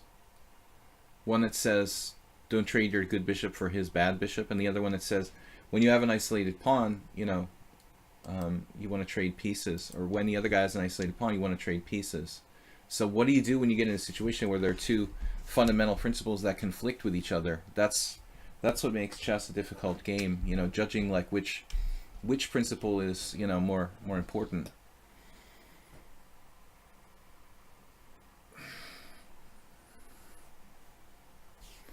Yeah, actually, Arsenal fan, someone just asked, do you play the Marazzi as well? Or that's how I took their question.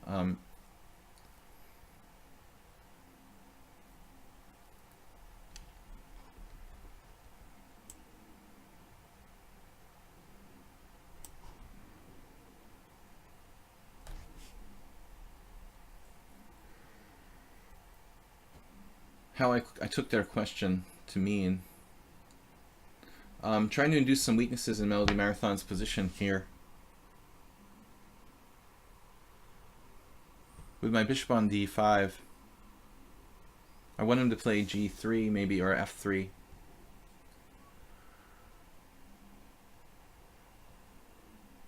Which is better for him? I don't know. They both have pluses and minuses. Both will stop this rook lift stuff, by the way.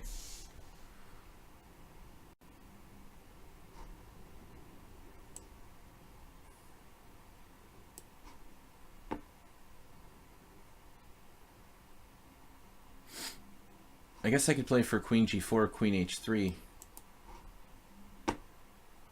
First I wanted to mobilize my last piece.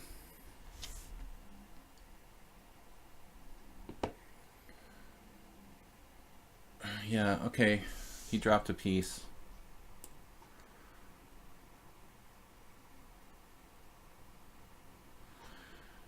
Yeah, we were slightly better. It's kind of a typical position, but only slightly better. Something like h4 with a slight advantage to black. Don't feel bad, I drop pieces like that all the time. Alright. Arthur has been waiting for a while. Then we're going to play the other challenges. It was actually a checkmate. Oh my god. It's worse than losing a piece. Alright, feel bad. Yeah, I don't even think about mate. I see an extra piece and I'm like, alright, that's enough. Yeah, that's hard to answer rook c1 check. Mate in 3. It has to give both rooks and it's still mate. Okay, it's a bad blunder. Arthur, we have not played before. I know you tried to play the other day, but I couldn't get to your challenge, so thanks for coming back and giving it a try again. I have had a lot of challenges in the last couple of streams. Arthur Gurksey. I'm really sick of playing the symmetrical English, so I'm trying out something different here. The Alexander Ivanov closed Sicilian approach. But now it's like symmetrical.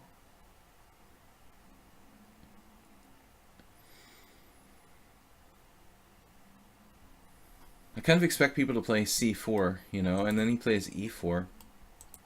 Well, actually his knight is misplaced in this type of structure.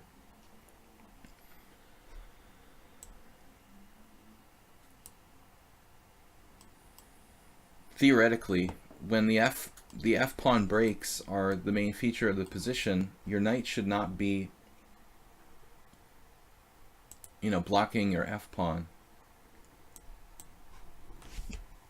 That's the main point.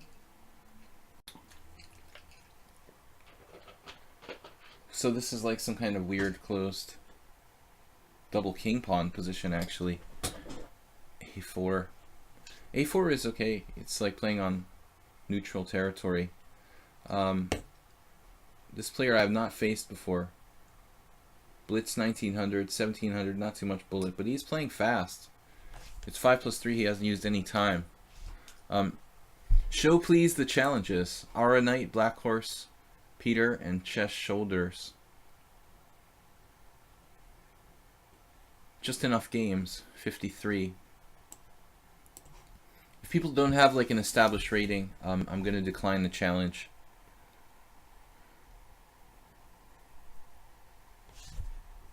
Yeah, I think we're going to stop this with a6 now.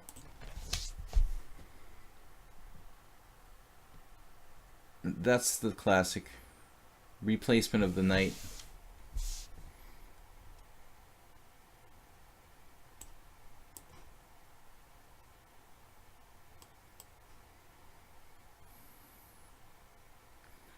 Now if I take with the pawn, structurally black can get into trouble, so I'm not going to get like hanging pawns this way. It's much safer to take with the bishop, but probably more ambitious to take back with the pawn, though it blocks a lot of my pieces there.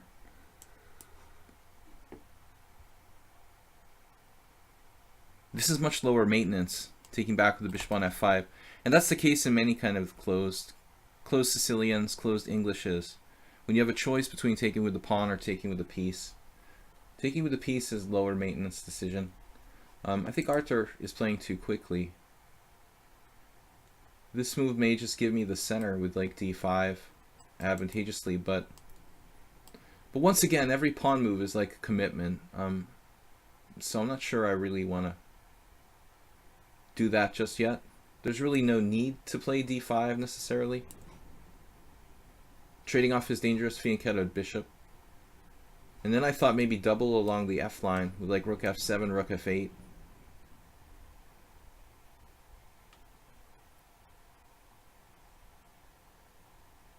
With bishop g5, I guess he's just trying to focus on the d5 control, something like that. Control of d5.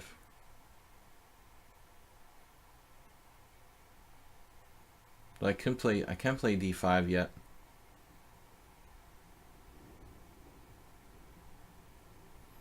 If I don't play h6 though, alright, let's just take here. He's just playing ridiculously fast. There's really no time to just commentate without getting in worse and worse time pressure.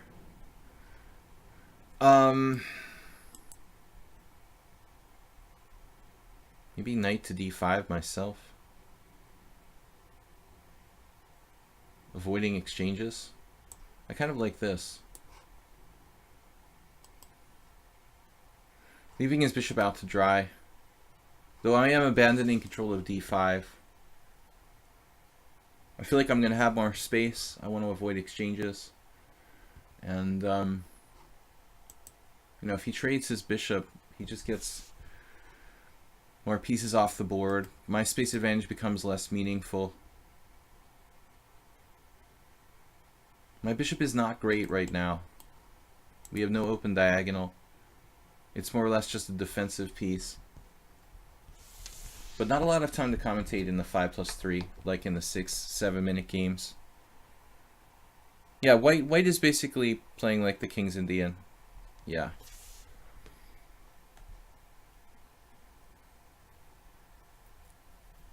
H6.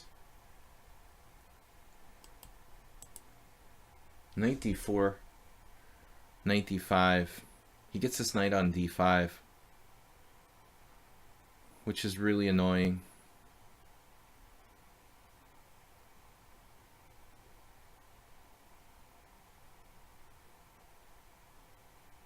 Black just has, I think, a tiny space advantage because I have the central pawn that he doesn't have. You know, I mean, this is a very small detail, but it is relevant, very relevant. I mean, I think.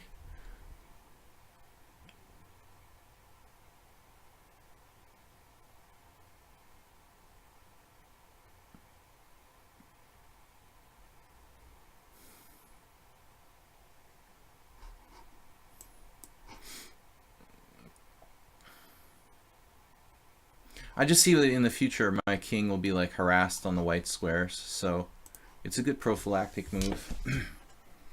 I have enough time. You know, most likely this player isn't used to playing with increment. I feel like he's played a little too fast. And sometimes people are playing like it's sudden death, you know, 5-0, but it's 5+3.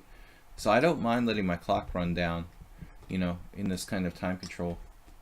I can play on increments if I have to, but I want to put the first priority on playing well, and like the second priority on time. Yeah, bishop h3, we always want to do that to weaken the enemy king.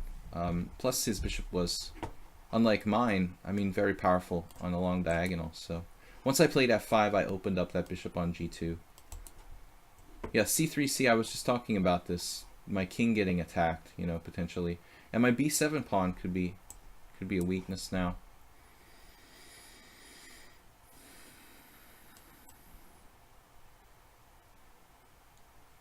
Now h6.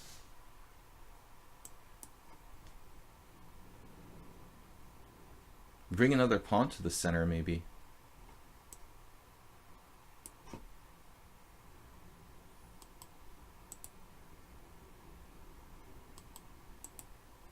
Better control the center. He doesn't have a stable place to put his bishop. Okay, maybe h4. Strange as that looks, is the best. Although I could trade it off and just have like a central, you know, my central pawn mass is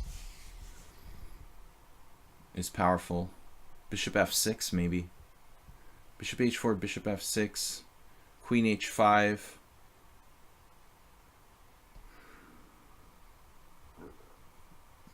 Black center looks really strong here.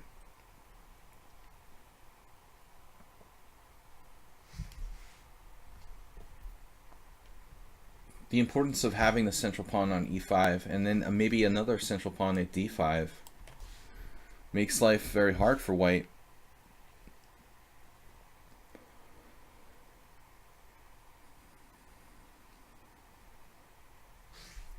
I just want to thank you all for watching and for subscribing. We've got time for like 2 or 3 more games. I've got challenges from Aura Knight, Black Horse, Peter. Those challenges I can probably guarantee. The rest I'm not so sure about. Actually, Samurai Heart, I think, lost their challenge. Got like disconnected or something. So let me know. Samurai Heart. Now I have to play that. This is a little bit tricky. I guess queen f7 is okay with a better ending. I'm in time pressure. I don't know if I want to trade queens, but I know that I have a small advantage here. Probably I should try to keep the queens on. That would require me to play, well, I guess I had rook e6. Just that it's hard to get the queen off of h5. It's right in my face. With 46 seconds, I kind of panicked and played queen f7. I think he should trade queens, definitely. Now he's sort of helped me.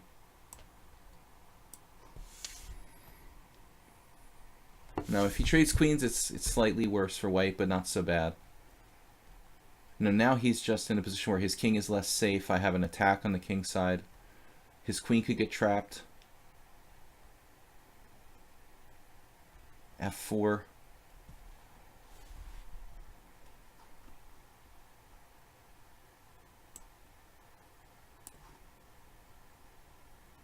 And I could misjudge this. Now he's trying to trade queens.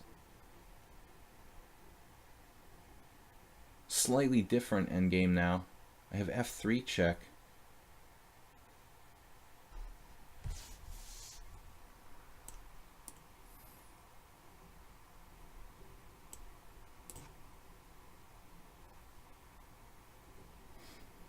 Not really certain what's going on here.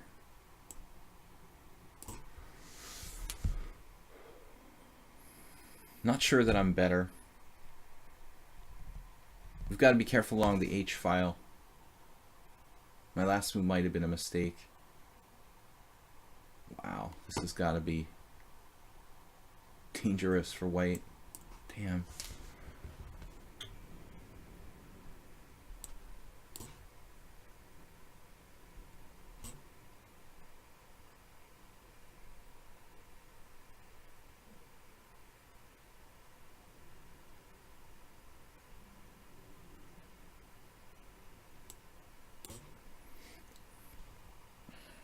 Now maybe I'm losing.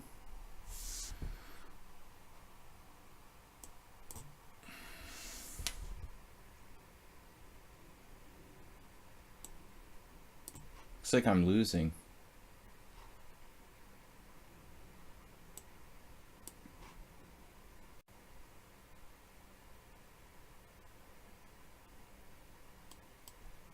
It's also very fast.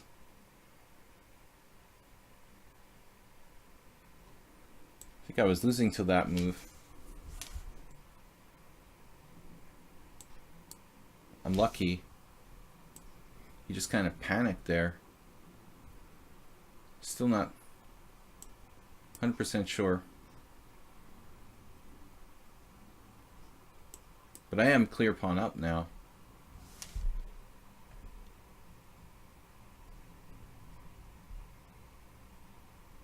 I let it get really out of control there. Still not so easy though. My pawn is blockaded. I don't know how to make progress here.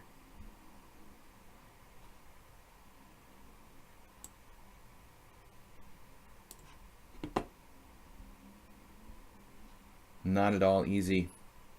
b4, an interesting move.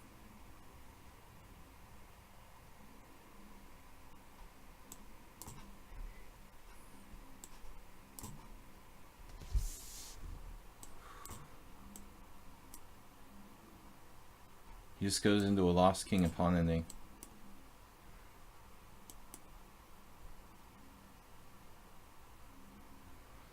Yeah, I mean, I guess it's a young player who doesn't have that much endgame experience, but very dangerous. You know, just you were fine.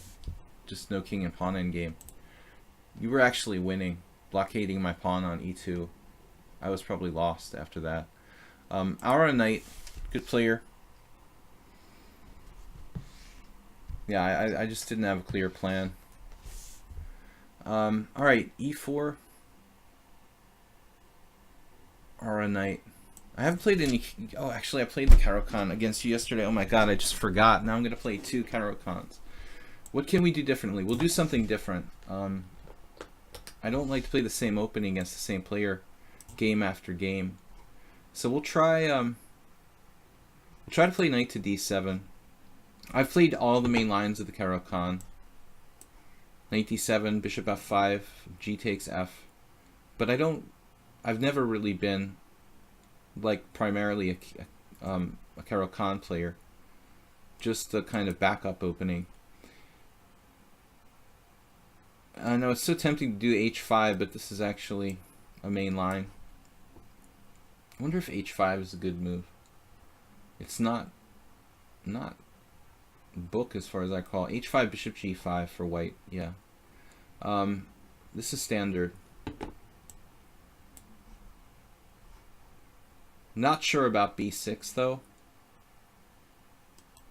If I'm supposed to do that so early, I think not. I mean, normally I guess queen c7. It's been a long time since I played this line. I mean, b6 probably can't be too bad, but I'm not supposed to play it this early.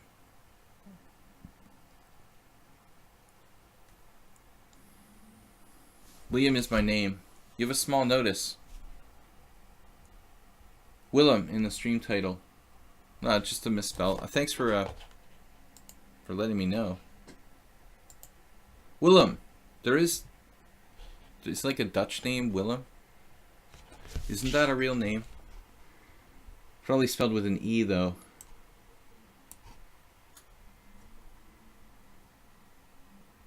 Thanks for pointing it out.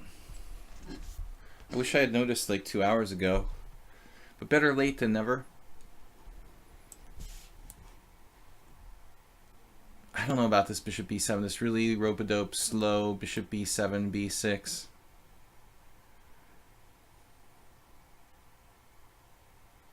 Taking my time about it. Could I castle queenside? Always possible to castle queenside in the Caro-Kann. But Ara and I played very solidly yesterday in Simul in the bishop f5 Caro-Kann. Really quiet but solid variation. Yeah, rook e1 looks best. Now I was actually thinking about g6 here. g6. Stop knight f5. g6 any. Only live once. He could start threatening to sacrifice pieces on me. With like knight to g5. Bishop g7. Well, c'est la vie.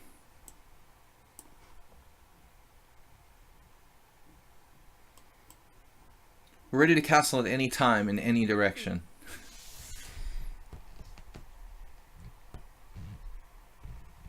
Double fianchetto. Not a standard knight d7 Caro-Kann setup. Just kind of going with the flow. Bishop e3 is pretty non-confrontational. That's the way I like it.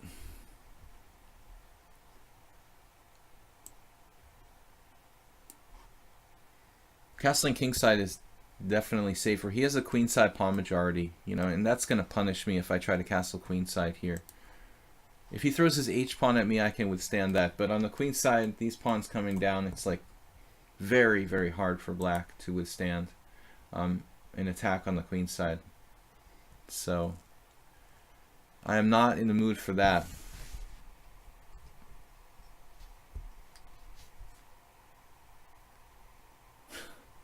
You guys picking on Bob again? This has been like this for 2 or 3 weeks. It's been like this for 2 or 3 weeks. Oh shit. Are you serious? And nobody mentioned it? 2 or 3 weeks only? It would be a good time to tell me. Oh my god. Thank you, Spuriki.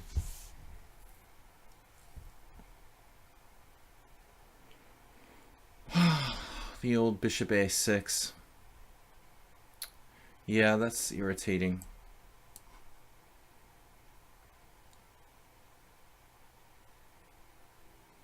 I would have done the same thing. I mean, my bishops can get really strong on the long diagonals, so he just like preemptively trades this one off, maintaining like a small edge for white.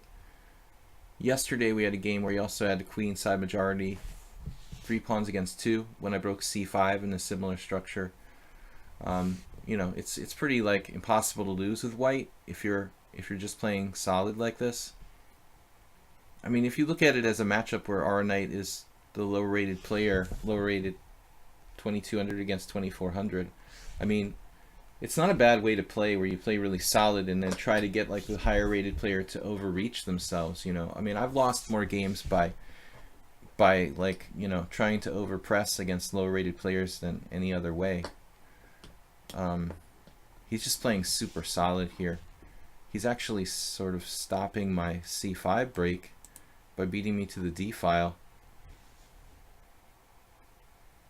We ought to think about something like taking with the pawn on c5, Yermolinsky style.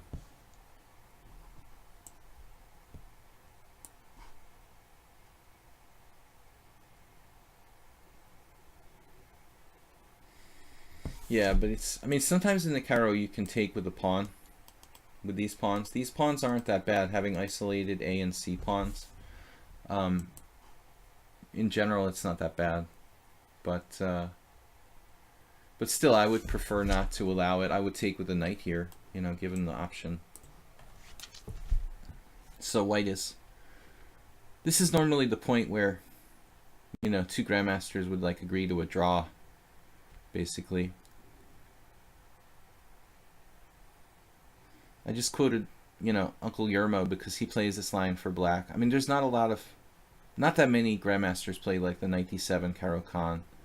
Anatoly Karpov, obviously, Prohashka, our own Hungarian grandmaster. It's a pretty passive line. I have never had really good results with it.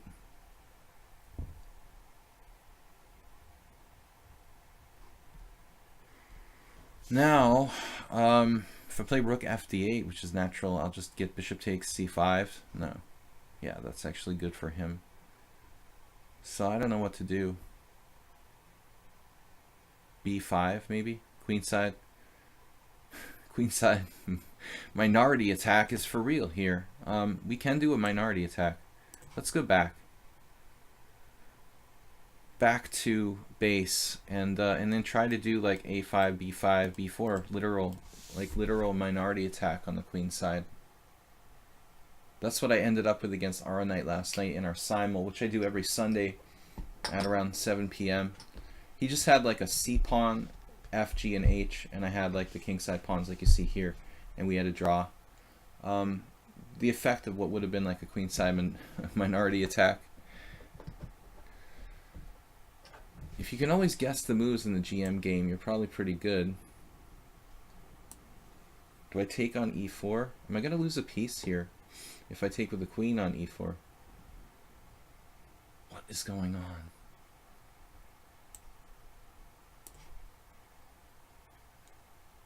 What would Uncle Yermo do?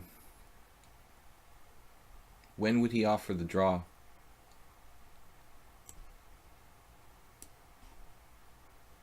I don't particularly want to lose control of the d file well, or just not fight for it. Knight f6 is possible. Rook d8 just loses.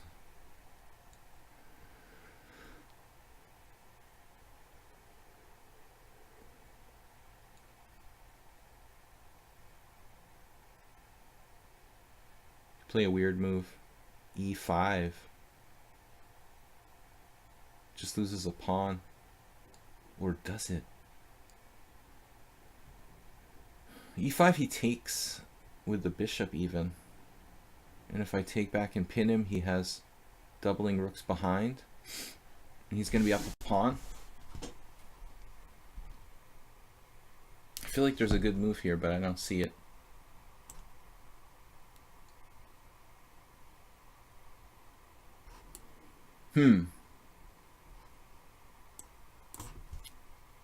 Alright, we're kind of in mild time pressure.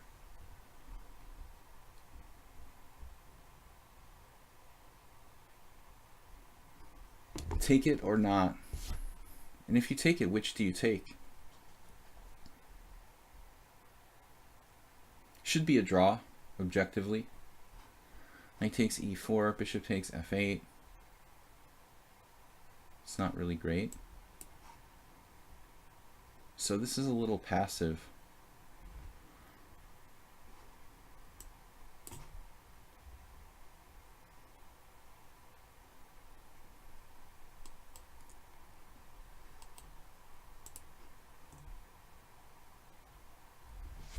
We have 25 minutes left in the stream for today.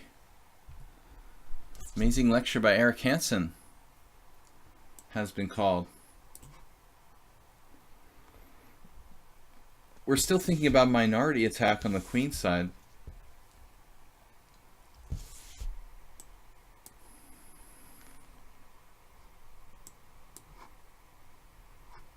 Well, I'm just happy to get my king here.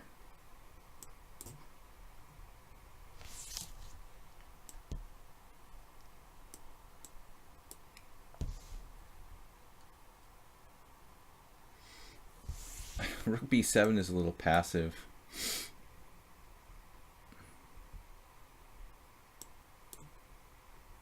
I'm just kind of keeping the position. I don't know. If I want to play b5 now, I even feel like a minority attack might even not be in my best interest.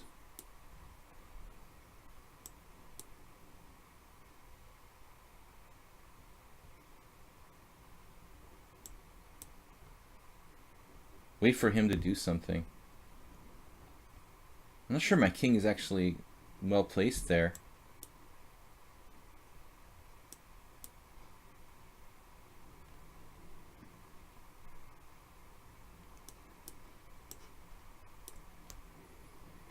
We grab the other file.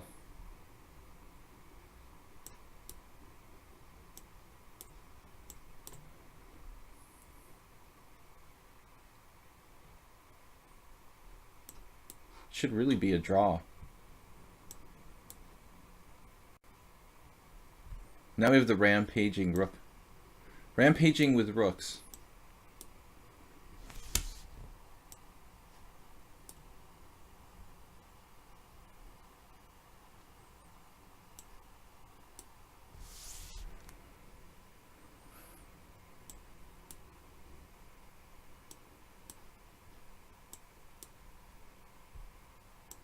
There's like no time left. This is a draw.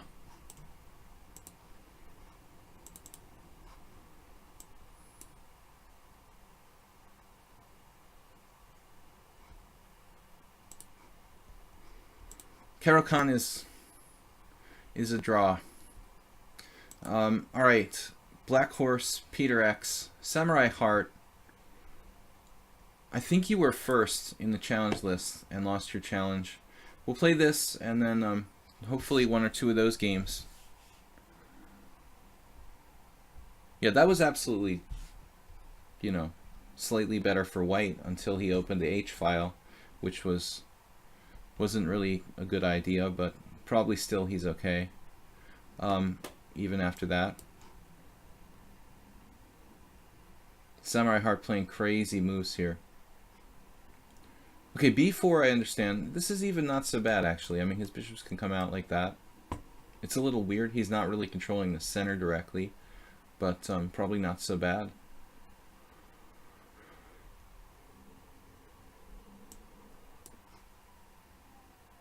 Moving instantaneously. What is his rating? Just 960, only 6 games. He's got blitz, classical, all around 1900 consistently. Just moving the queen side, huh?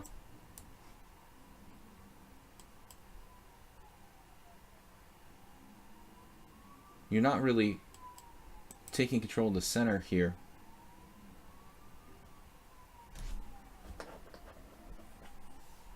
Ambulances are coming.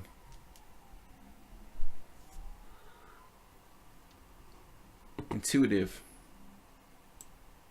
Yeah, b6, a5. I don't really like that. I think I'm going to pass on that. Although if I play a6 first, maybe it's okay.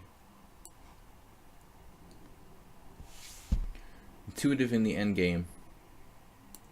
I'm not concerned about bishop takes f6. You know, that's the kind of dark squared bishop that we want to get. Actually, my dark squared bishop is going to be a problem. Just occurred to me.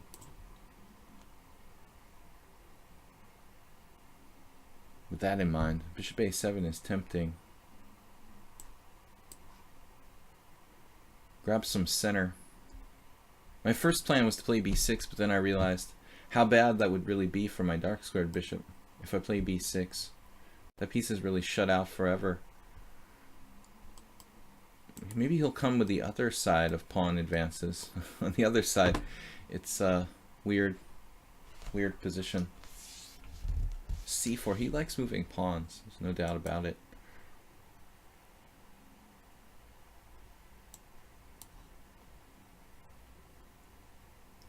This pawn looks a little lonely.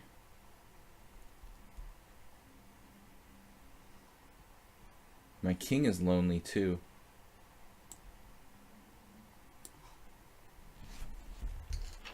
Whoa. Alright. We've got a pawn.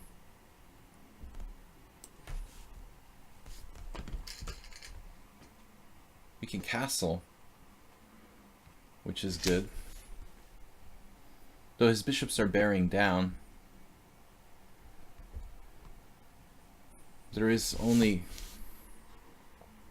one safe direction to castle here. One legal direction. Maybe I should castle before it's too late.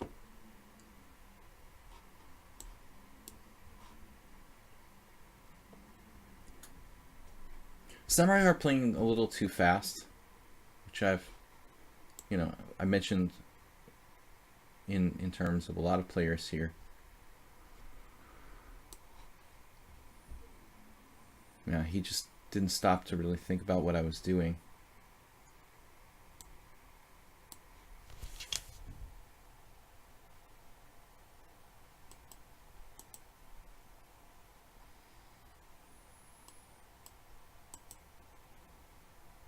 So now we should just be winning. It's never easy.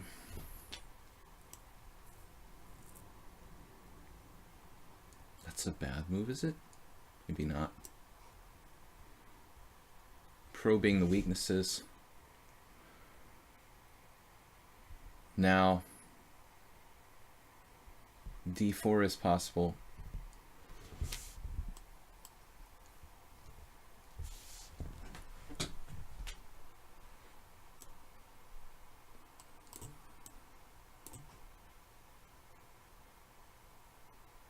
He missed bishop d4. I was just blundering there.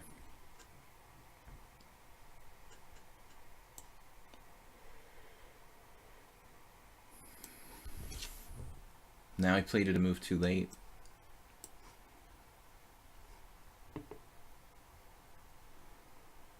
He did have it last move though. Would have won the exchange back though. Still wouldn't be enough to save white. This just wrecks his structure. He's totally lost now. But white just simply played too quickly. I think he had a decent position even with the weird pawn moves in the opening.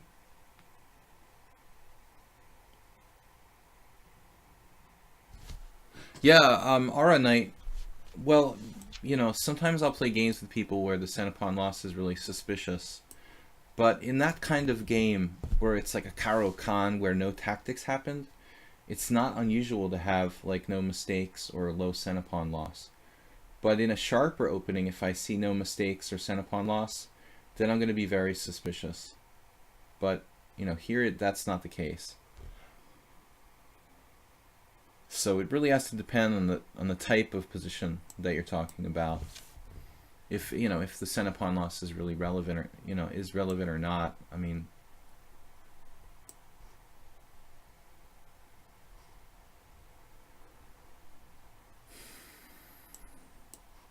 this is obviously lost for white, but I need to get my queen back in the game.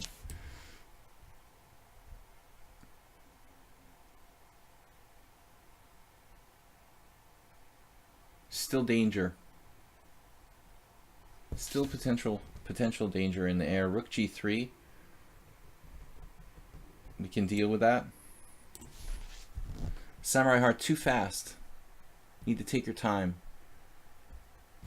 Trading pieces here not a good idea.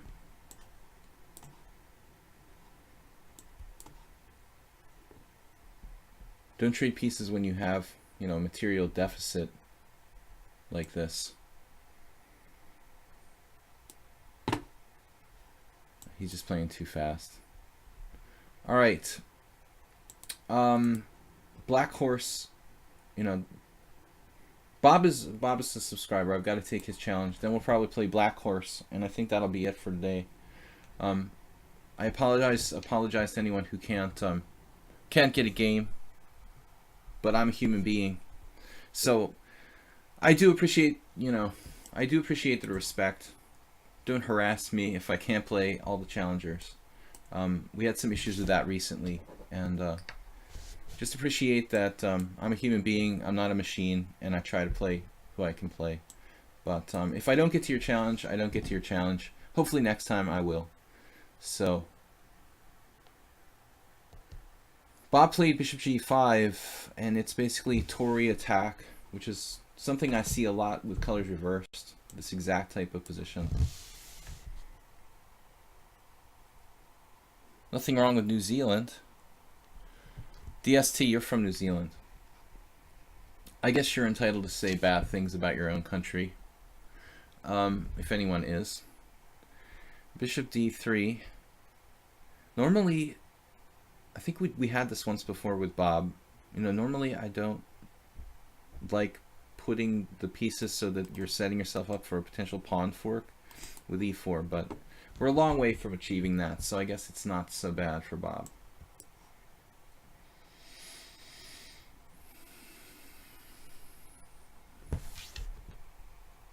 Guys, I'm going to be back tomorrow night. I think we're going to do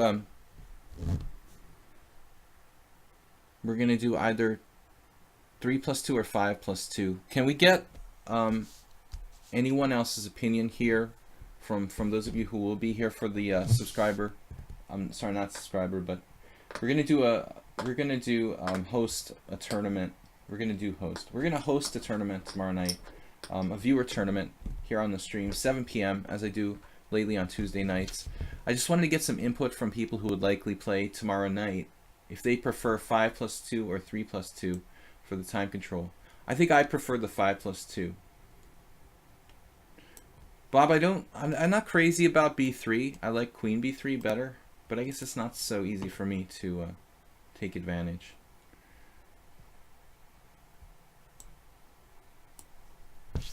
I'm not sure if I should exchange or play like queen c7 or d6. Maybe d6 is the most fluid move.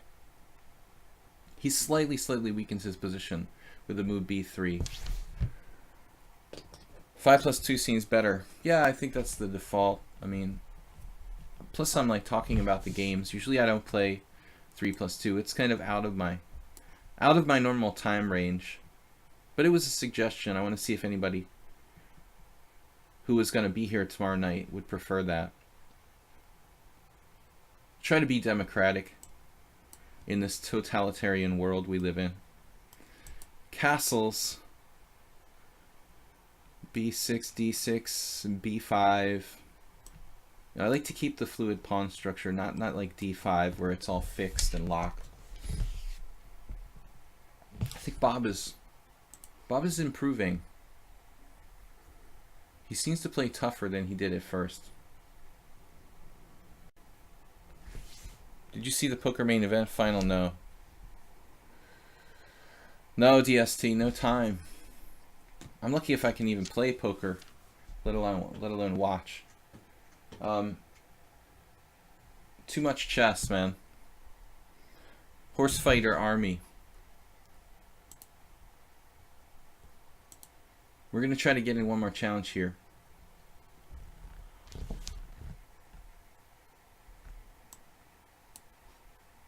Oh, Bob, I wasn't paying attention. You got lucky, man. I'm getting a little tired. Bob hung the c3 pawn and he typed damn, and I was like, I was practically like pre-moving b6, not expecting him to hang that pawn. You got lucky there, Bob. I overlooked it. I was not expecting that, you know, kind of mistake, so I was just half pre-moving. Bob got away with murder on the C file. His whole structure would have fallen apart. Is there a trick though? Wait a minute. Well, no, I mean, I hadn't played b6. If I had already played b6, after queen takes c3, you would have bishop e4, which would actually win, ironically. But by playing b6, that's the only way you could win. Man, that sucks. Bob just dropped his c3 pawn.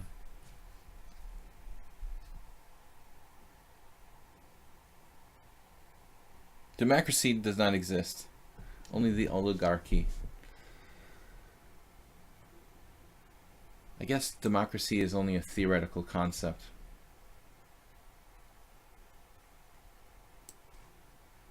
All right, bishop g7.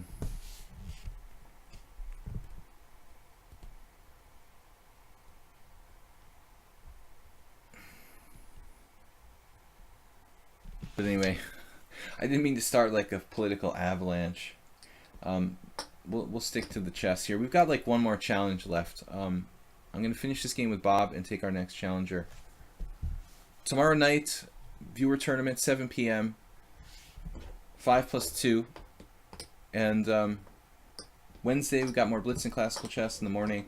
Thursday, I have my viewer tournament. What is wrong with me? Thursday, I have my subscriber stream. And Friday, more Blitz Classical. Sunday, Simul. Bishop f1. This is such a solid line, man. It's like playing against the London system all over again. I'm kind of surprised that Bob doesn't play c4, actually. I mean, he will weaken his dark squares, but I still think it might be better. Maybe if c4, e6, trying to talk him out of d5.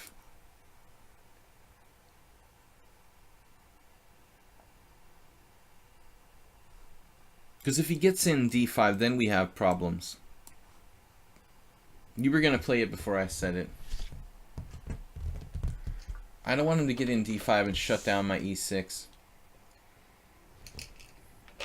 Yeah, I mean, c4 is a normal move here. Despite the fact that you don't have a dark squared bishop, you probably need to play c4. One more game after this for today.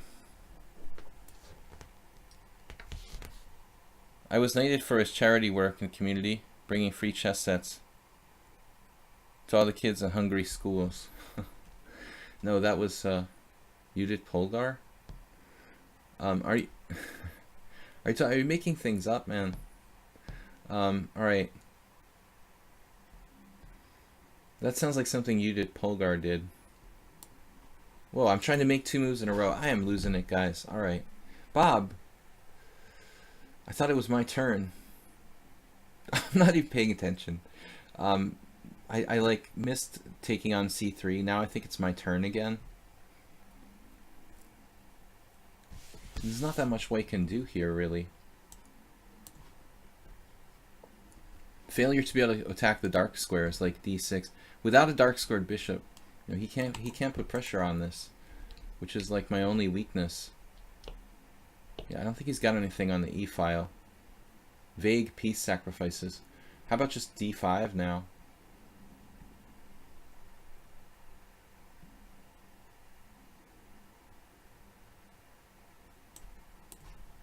We'll break up his structure. I mean, I was kind of banking on this anyway.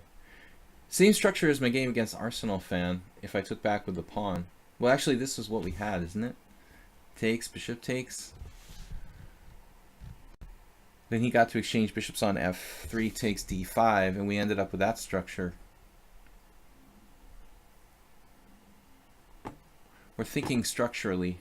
I mean, I'm looking at knights taking on e6, but I mean, what's he going to do? Sack a piece for 2 pawns? And that's it, you know.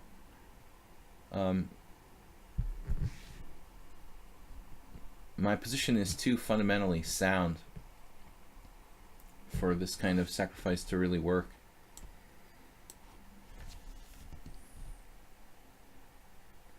Theme of the day is the blockade of the d5 square with the bishop. We had that earlier as well.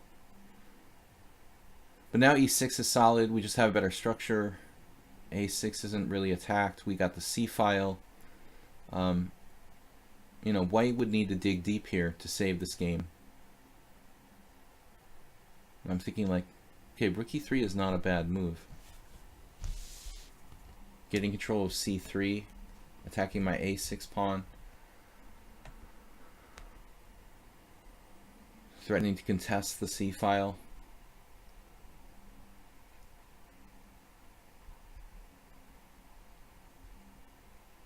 I was looking at queen b7, b5. Let's see, b5.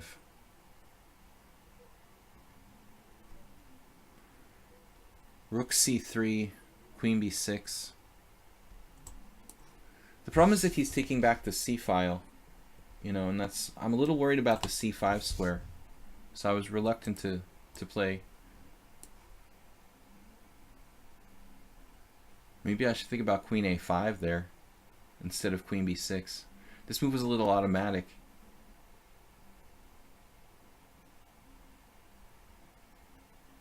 You know, white is on the verge of being okay here.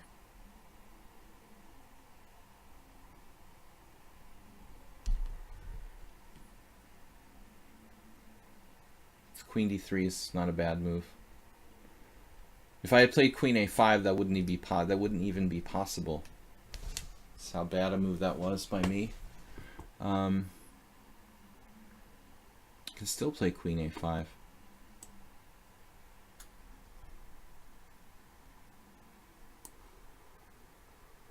Full-on waste of a tempo. But I've got shadowy tactical threats.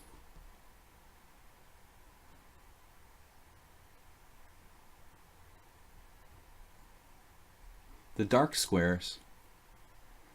Major blunder though to play queen b6 instead of queen a5. Just kind of a weird move. You know, the queen looks a little out of play on a5. Not focusing on the isolated pawn. But it's strong. I mean, I'm attacking a lot of stuff. It's not really about the a2 pawn. I guess I'll eat that pawn if I can, but guys, one more game and I'm out of here. It's basically time's up.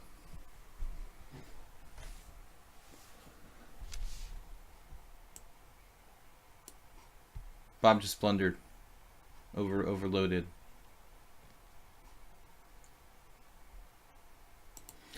Okay, last challenge for today, Peter X.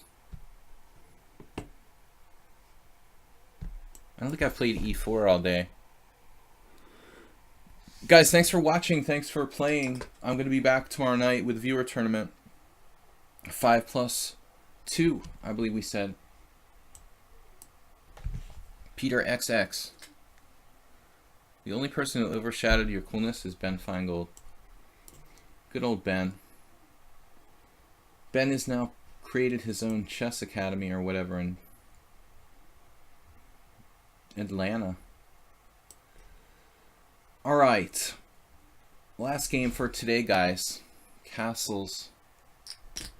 The Atlanta Chess Center. Oh no. The Berlin. I allowed the Berlin. Can't believe it. I don't think I've ever played a Berlin on stream. It was the first time for everything. God, man.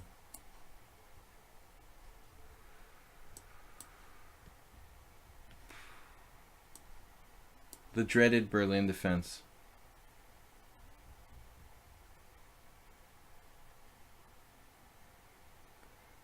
The only thing I know is that I'd like to trade trade his bishop pair off. Normally a good idea here. I mean, rook d1 check is a move, and h3. I don't know the theory very well, because I never allow this. I mean, I really have no reason to know this, because I would normally avoid the Berlin, but I wasn't thinking and I castled. So now here I am, playing the main line of the Berlin, which I don't really know. This opening is basically refuted the Roy Lopez, and for some reason, years ago, everyone just assumed this ending is automatically better for white, but it's really not. You know, I don't think that white has much of an advantage, if any, and that's proven true in statistical results. So I would just play like d3 on move 4 or queen e2 sometimes. The Berlin is only a draw if the opponent can play the endgame. It couldn't even be a win, man. I mean, I first saw Tony Miles playing the Berlin in the late 90s. I mean, he was playing this, yeah, he was playing this for a win with black. I mean, against weaker players, I mean, you'll fully like play for a win with the bishop pair here with the black pieces.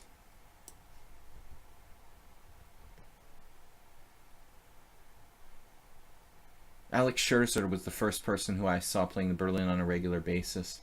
American Grandmaster Alex Scherzer, who retired from chess to become a doctor.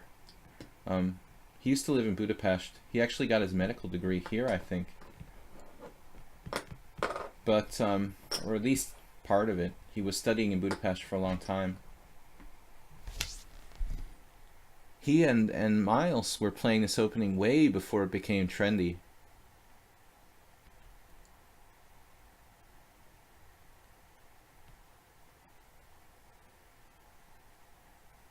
Miles's endgame technique was so good, though. He would just kill people.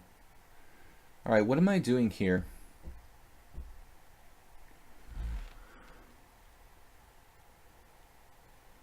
This could even be theory. I don't know. I really don't have a clue.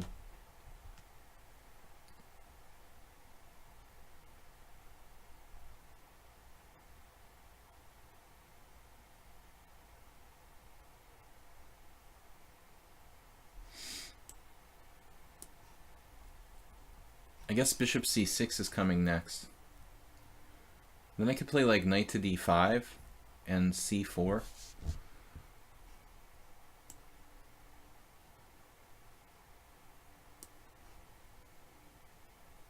And unfortunately, rook d8 doesn't work. He can't play castle's queenside, obviously. I don't have a clue about the theory. I find it very tedious, to be honest. Sorry I allowed this. Black has the bishop pair. I've seen a lot of people lose really awful games with white, Zarian. Believe it or not.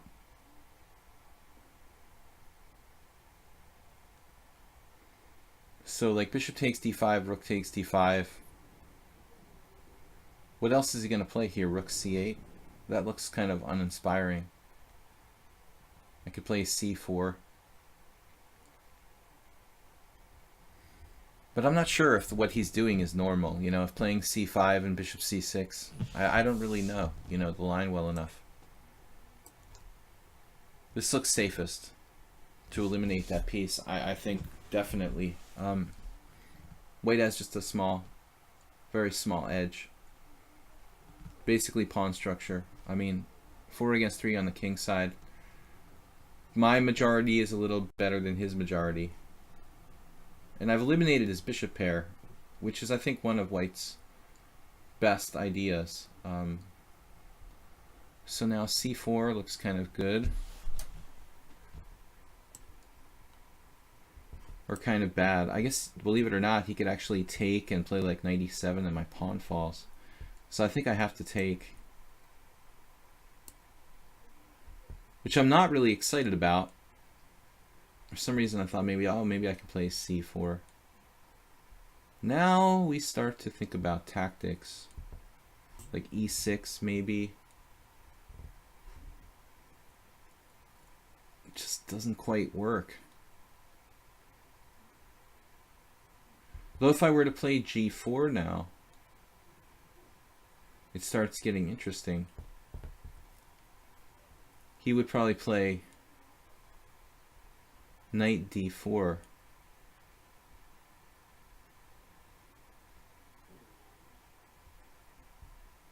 It looks like knight d4 might hold for black.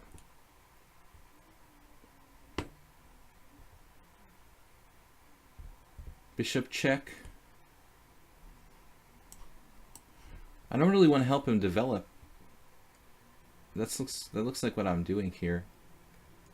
But I have a check on d1, which is going to bottle him up. g4, knight d4 looked playable for black there. This move a little bit more difficult to meet. Bishop e7, rook d1 check. And then sometimes I have g4. Maybe not, though. So it looks forced. Bishop e7, rook d1 check. I also have e6. No.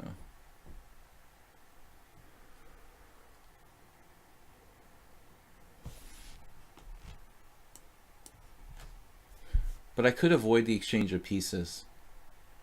Something like bishop back, bishop f4, bishop c1. With a small edge here. This I did not expect.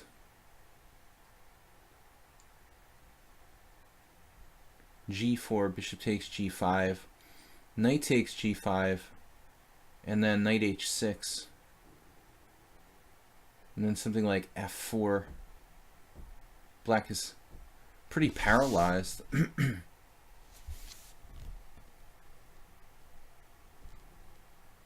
The g4 knight d4 is actually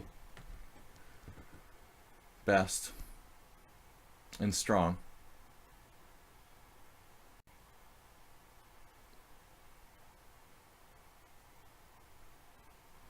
g4 knight takes d4, or g4 knight d4, knight takes d4, bishop takes g5, knight b5, doesn't look right, knight f5.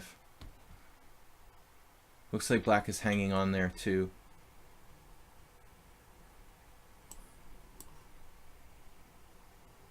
I guess I have knight g5 now.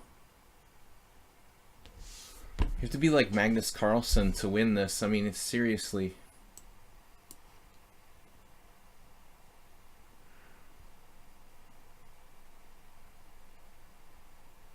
The other move was e6, maybe. But I don't like sacking that pawn.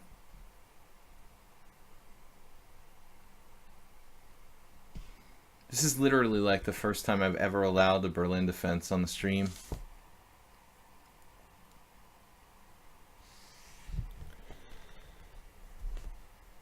I would never allow this. I mean, you're just allowing too much simplification. The opponent can basically prepare the entire endgame at home. I mean, that's why all top players are starting to play like the, well, either anti-Berlin or, you know, something with d3. Basically, like, all the main lines of the Royal Lepez are going to be, like, forgotten. Because no one is going to, like, allow the Berlin defense anymore. Knight g6, knight takes f7 is a little bit unclear. It's kind of a cute variation there. I'm not sure if it's good. Knight takes e6, knight takes e6. Sorry, knight g6, knight takes f7, rook e8, e6. Rook takes e6, rook d8, mate. That's exactly what I'm looking at. Rook e8, e6.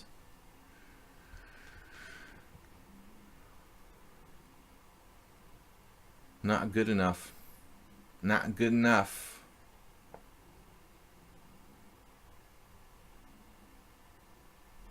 Peter XX. 1600 in blitz, 1400 in bullet.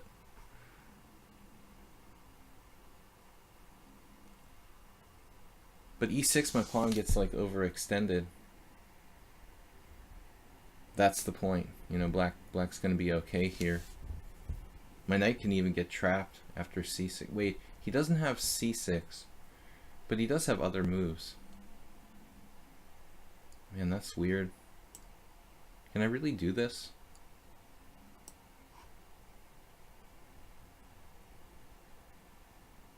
Probably not that great for me. Just defends like a robot here. He can defend. Yeah, this is probably okay for black. I don't know what I'm supposed to play there. It's probably all like perfect defense. It's a nice trick, but it doesn't do anything.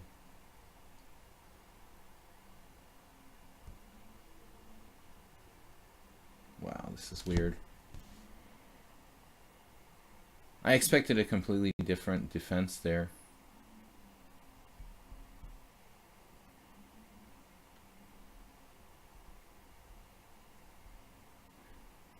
That's crazy.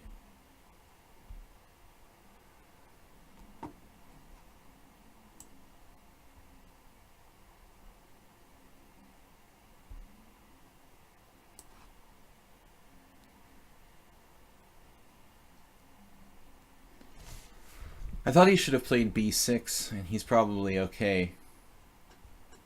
Probably. But he didn't even find this.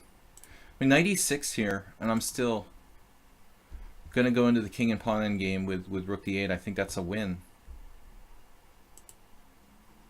But here we're just winning immediately. I mean, but the question is b6 before that. I think this king and pawn endgame would have been winning anyway. Like, black didn't have a defense here. Knight e2 check, king f1, knight d4, c3, knight c6 is also possible. I just play rook d8 check, knight takes, pawn takes, queen check, rook takes, knight takes, king takes. We have a winning king and pawn endgame. I'm pretty sure. But the question is b6. This I can't believe this ending is a draw, man. Rook d8 check? Seriously? Rook takes, king. I mean, I have a 3-on-2 majority on the king side. Let the engine think for a while here. It's got to calculate its way to this. This is a... I don't know. I mean, I would assume this is a winning king and pawn game, but I'm not so sure, actually. Okay, it's a lot of work. Very easy to lose with black. Possible that it's a draw. I'd have to conduct like a 24-hour analysis of this position to know for sure. I don't know, but you know, obviously it's difficult in practice. You'd have to ask like a world-class endgame expert, John Nunn or something. This is a win, but I thought he should have played like b6. Knight takes f7, rook e8, and maybe b6 here. You know, now